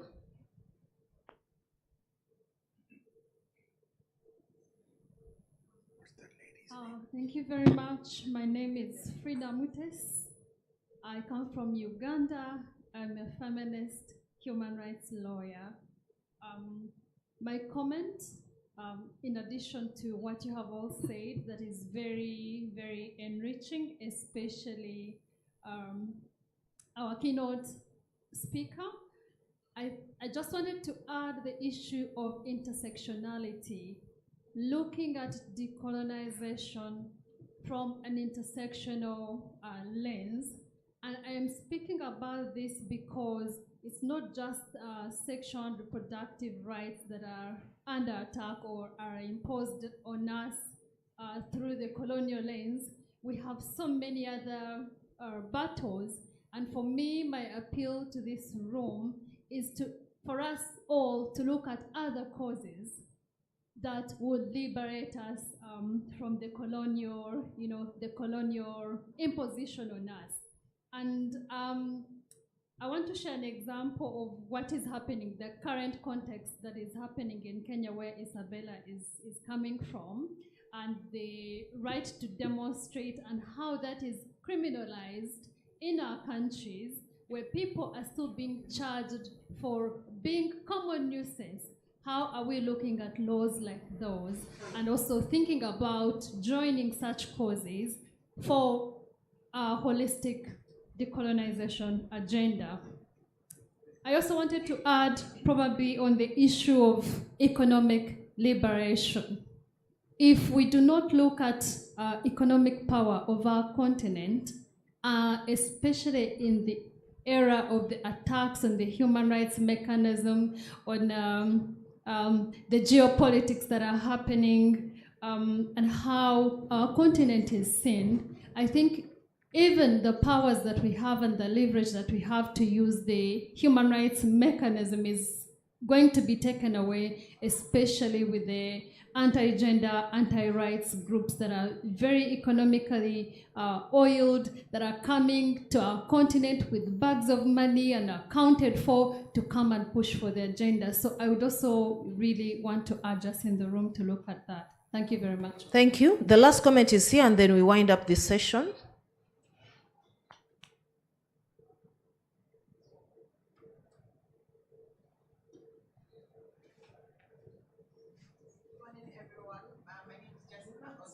Can't hear you. Hello, can you hear me now? Good morning, can you hear me now? Yeah. Okay, my name is Jessica Oga. I am from Nigeria. I just wanted to give a comment on Anat's discussion on the colonial roots of abortions and how it strongly resonates with the Nigerian situation. Nigeria has one of the most restrictive abortions laws inherited from British colonial rule, with Section 228 providing that any person who intends to procure a miscarriage of a woman is guilty of a felony and is liable to imprisonment for 14 years.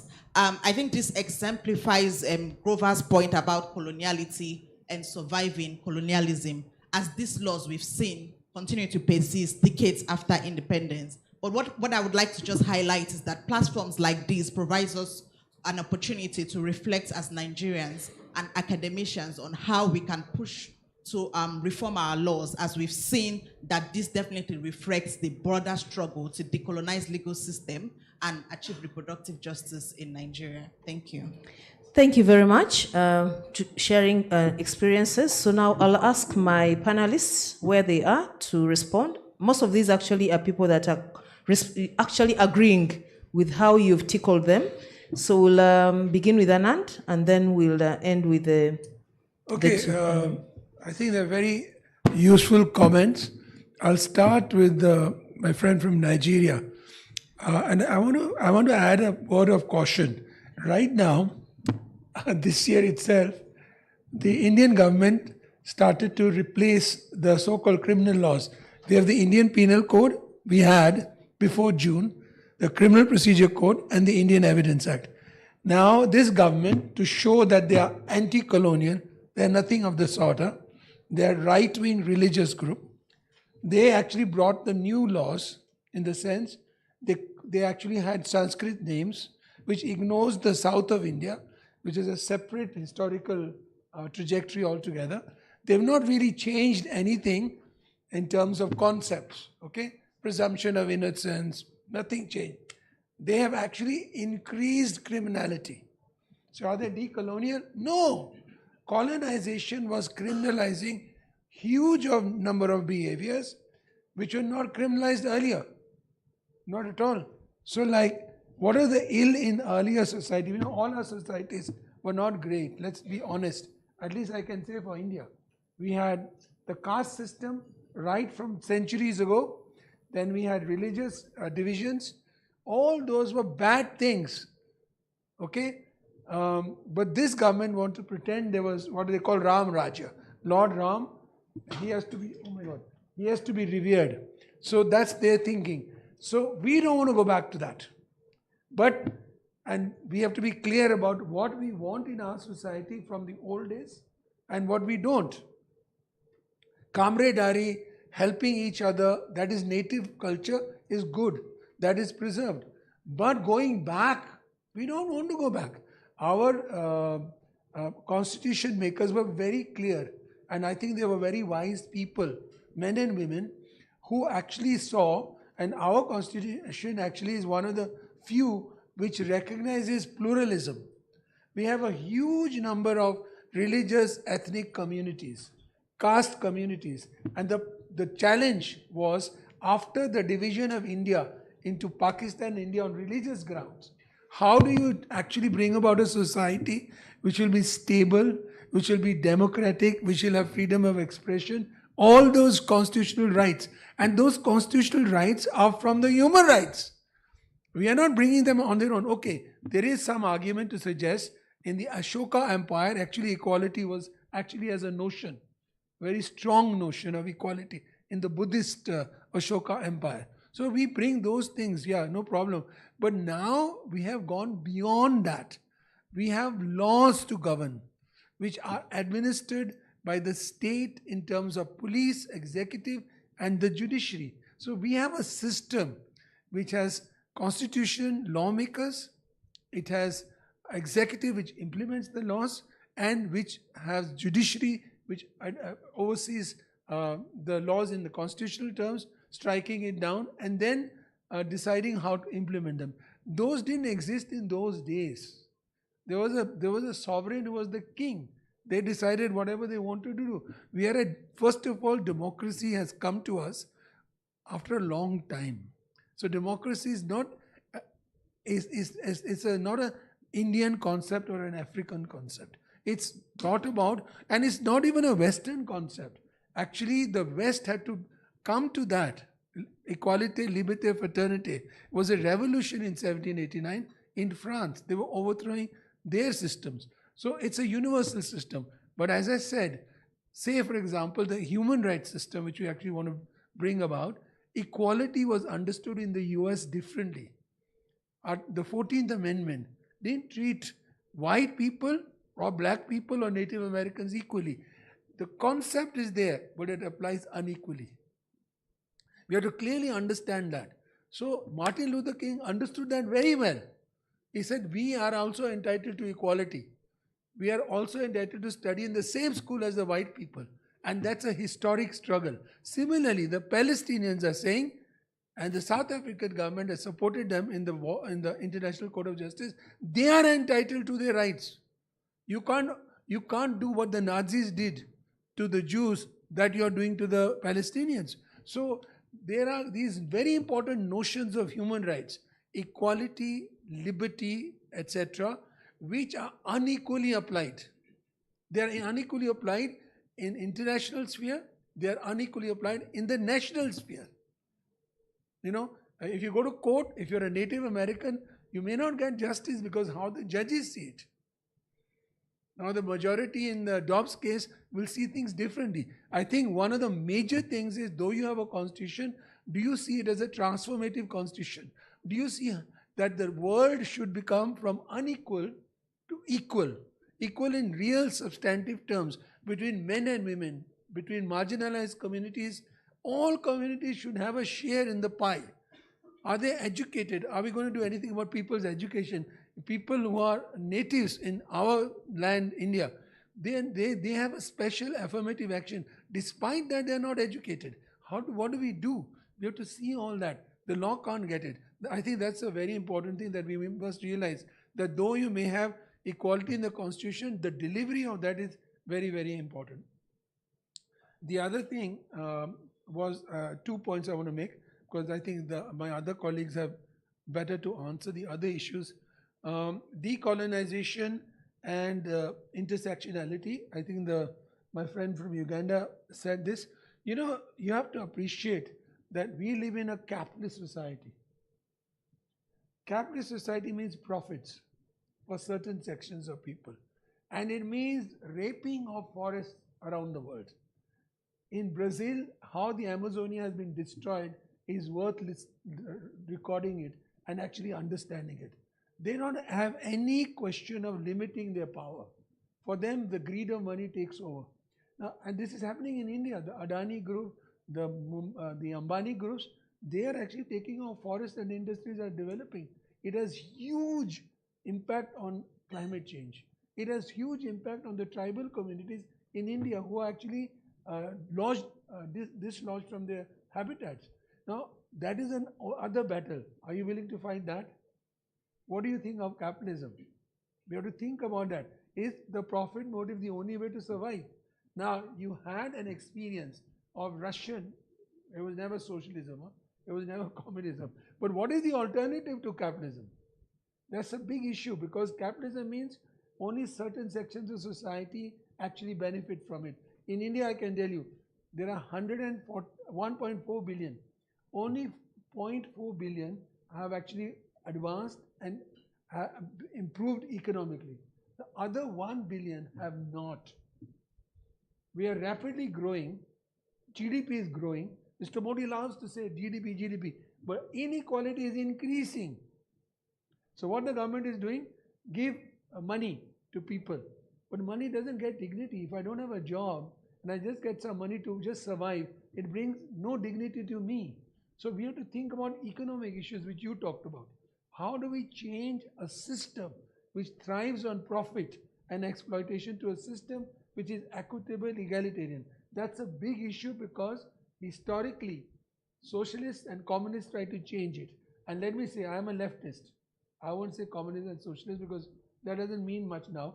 But how do we change it so that we literally have a better system economically and politically? Politically, I think the world has seen we have constitutionalism, which is an improvement of what is in the past.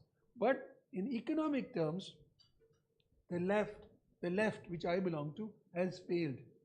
We need to have a new system. How do we actually arrive at a system which works? The Russians and the Chinese are the most capitalist societies today, which means that system that they wanted to plant on the world has failed. I'm just putting it very, very pithily, as it were. And the last point you made,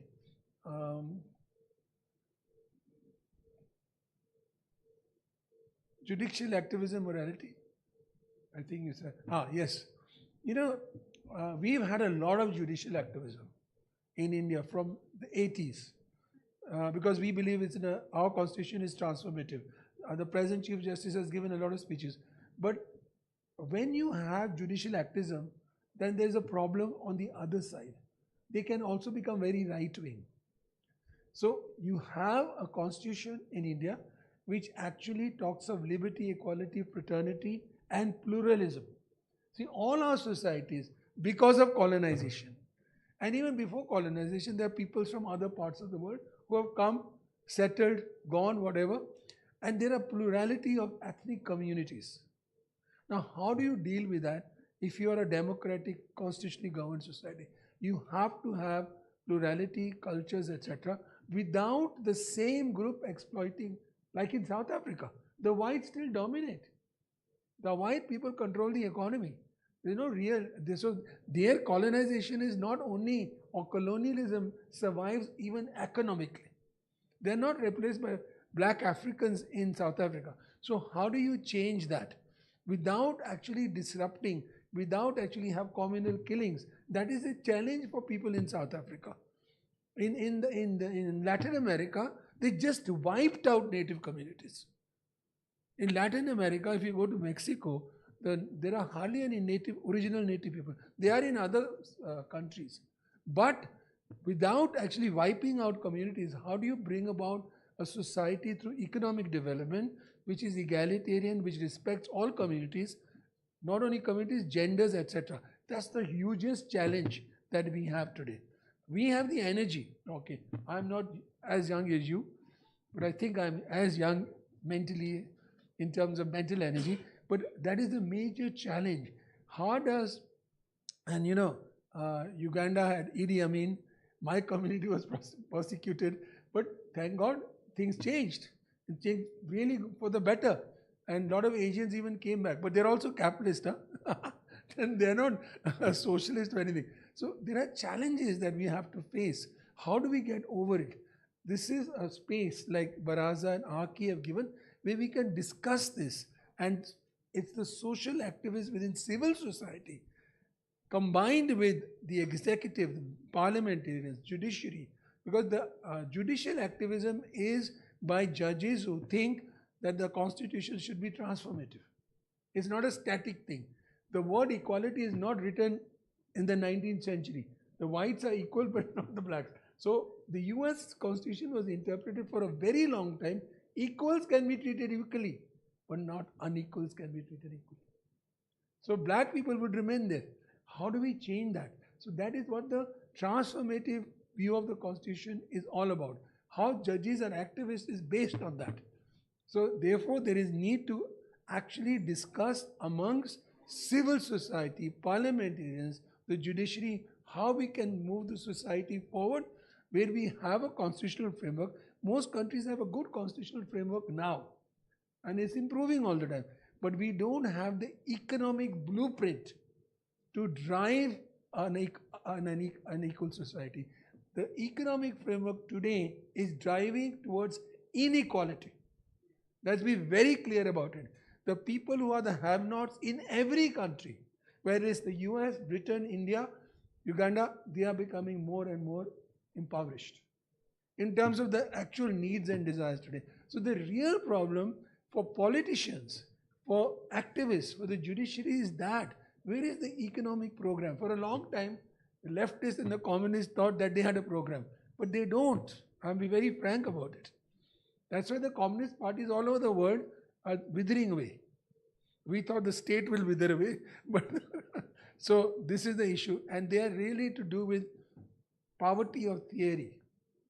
But despite that, we can't give up our fight on abortion, on same-sex relations. Those are fights which we will wage on the basis of equality. We can't give up on that. We still have to develop other things, because that faces every nation. Thank you. Thank you very much.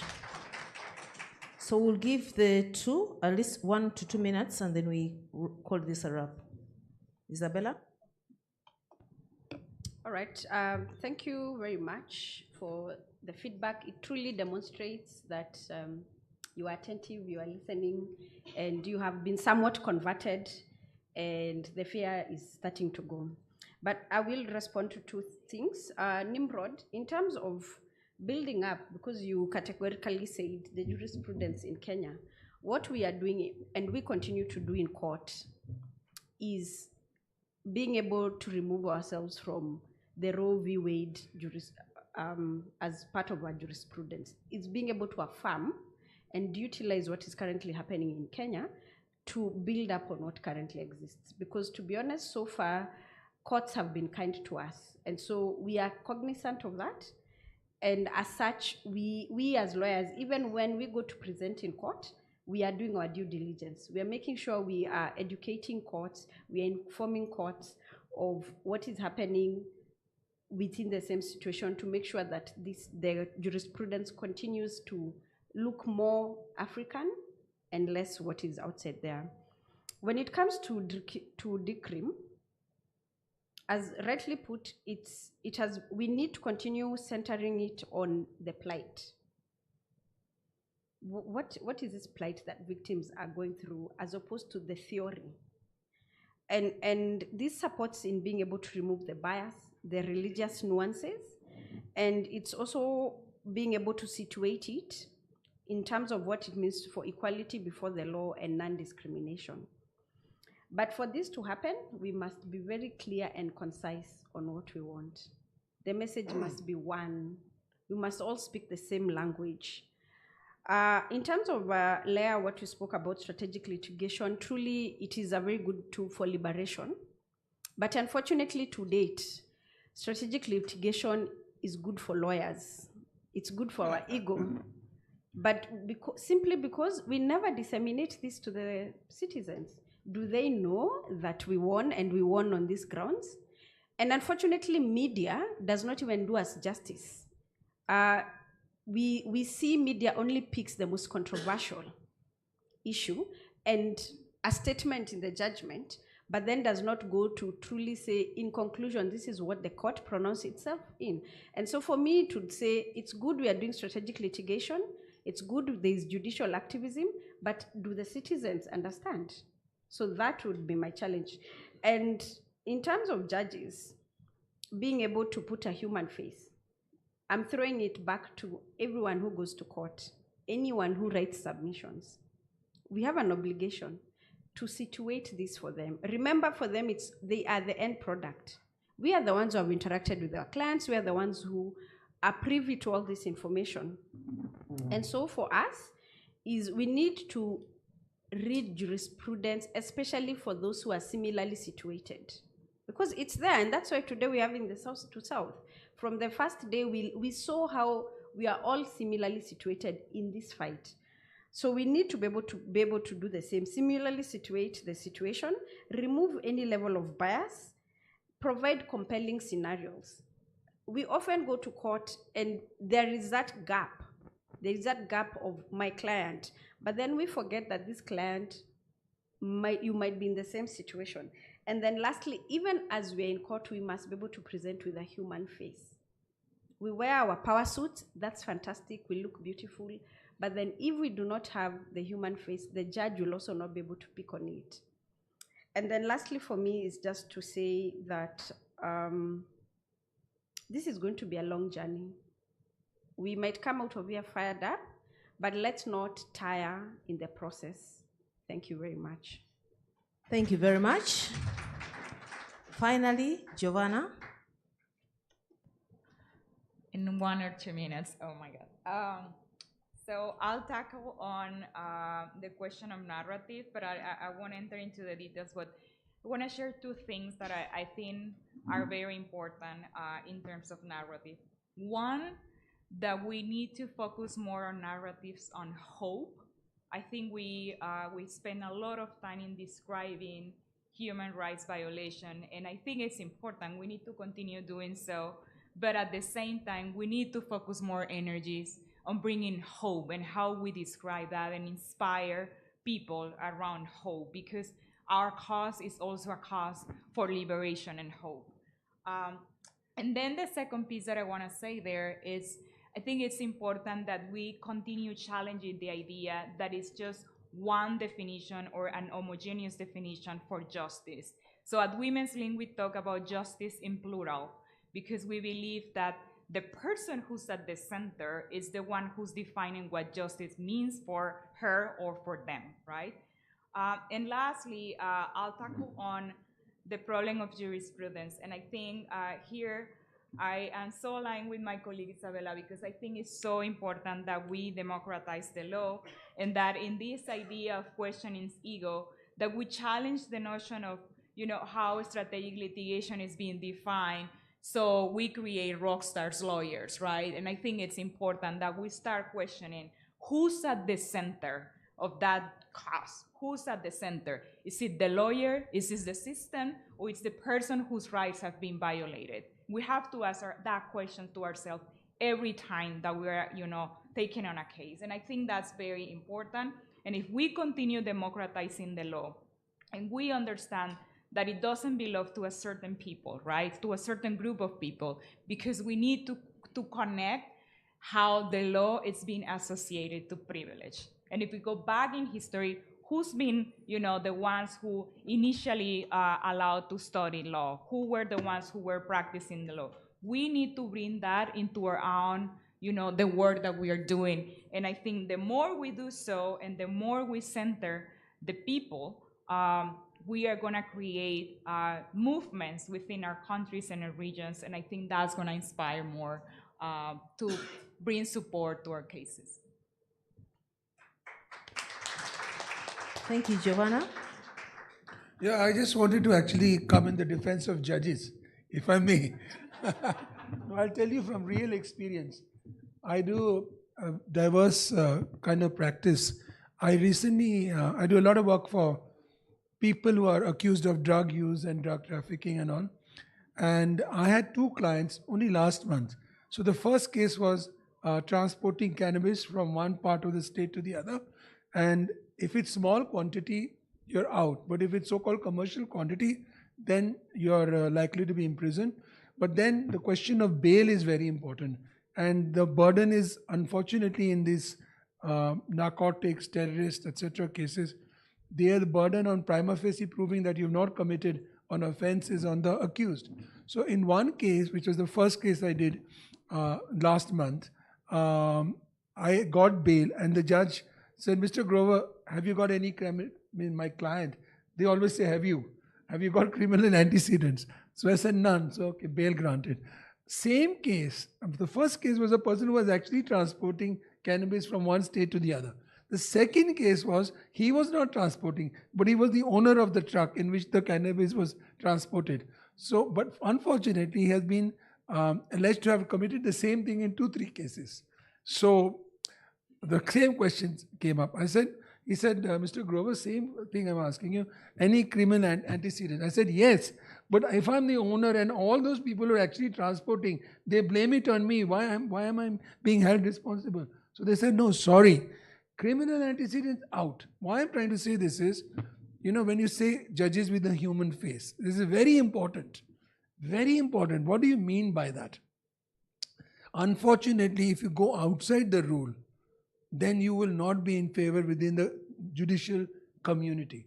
So you have to be very clear that the idea of rules is to be objective and not discriminatory. So when you say judges with a human face, what do we understand? So way I understand, I address a lot of judicial academies, and way I understand is that under the Constitution, if you don't have the Constitution, then you will just be applying the rule. But when you have a constitution, which, for example, take a case of bail. So now, until recently, because of the present government, they were just taking even chief ministers to jail because of so-called corruption. Okay, and they couldn't prove it, but bail was not being granted. So the Supreme Court came heavily down on the high courts or the state courts, saying, sorry, there is what is called liberty under the Constitution. When you have liberty under the Constitution, you can bring that human face. Under a statute, the law, you can't do it. You have to strictly or liberally interpret it, but you can't bring the human face in so easily.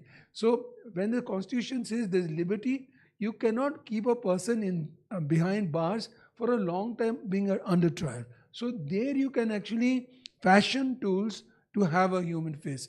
Now this is where interpretation of the constitution becomes very important.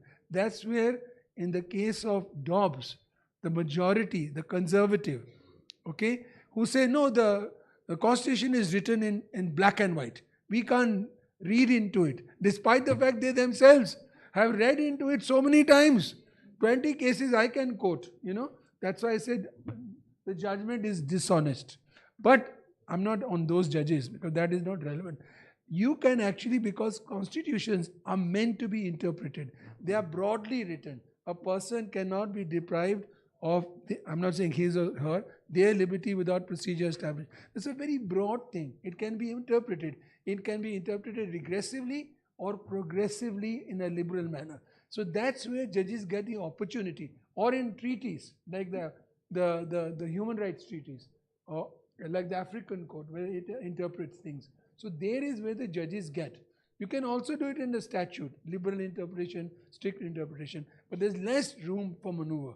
So when you say judges with a human face, you have to talk of the constitution. The constitution is meant to preserve a person's liberty, person's equality, non-discrimination. Those broad concepts are in the constitution, not in statutory laws. Statutory laws only bring them down to earth, as it were, in specific cases.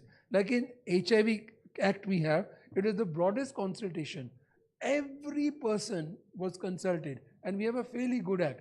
But how to interpret it, you can also write, but that's not in favor amongst the parliamentarians. I think one of the things that a Haki can do is also look at this issue. How, when you talk of liberal interpretation, how can you do it?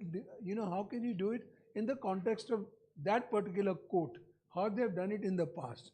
There are ways, like in England, Lord Denning had his own liberal way of interpreting.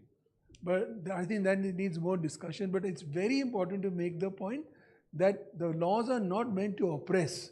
The laws are meant to liberate people, except those colonial laws which are made to subordinate the indigenous populations. Do we need them in independent countries now? Do we need terrorist laws in independent India? Because you are making more terrorists with terrorist laws. Actually, in Kashmir, I can see there is so much terrorism now, even with a heavy hand, they're not able to bring. There has to be a political solution to that. You can't have a terrorist law to get rid of terrorism. Terrorism springs because of inequality, oppression. Like colonizers who are oppressing people. You can't say now we'll remove the law and there'll be the end of it. You have to remove the colonizers. So I think we have to think about these things. Thank you very much. So can we get a huge applause to our chief guest and the responders to the keynote address for challenging us. Like you see, the conversation cannot end, and it shouldn't end. Thank you very much, Anand. Thank you very much, Isabella. Gracias. Giovanna, and thank you very much, all of us, for really having made this a deeper discussion. Yes.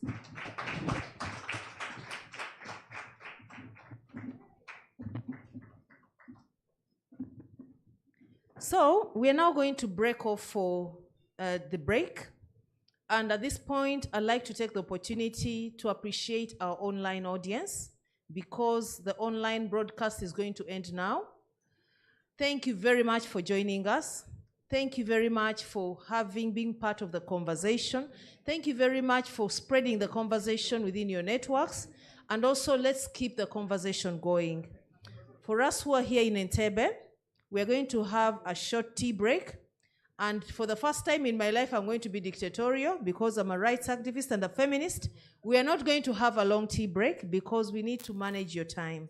I'm asking your indulgence for us to have a 10-minute break and get our teas and get back, because at 11:45, we are starting the panel that is going to get deeper into these issues. And also, remember, we are running slightly late because of what happened yesterday, but you can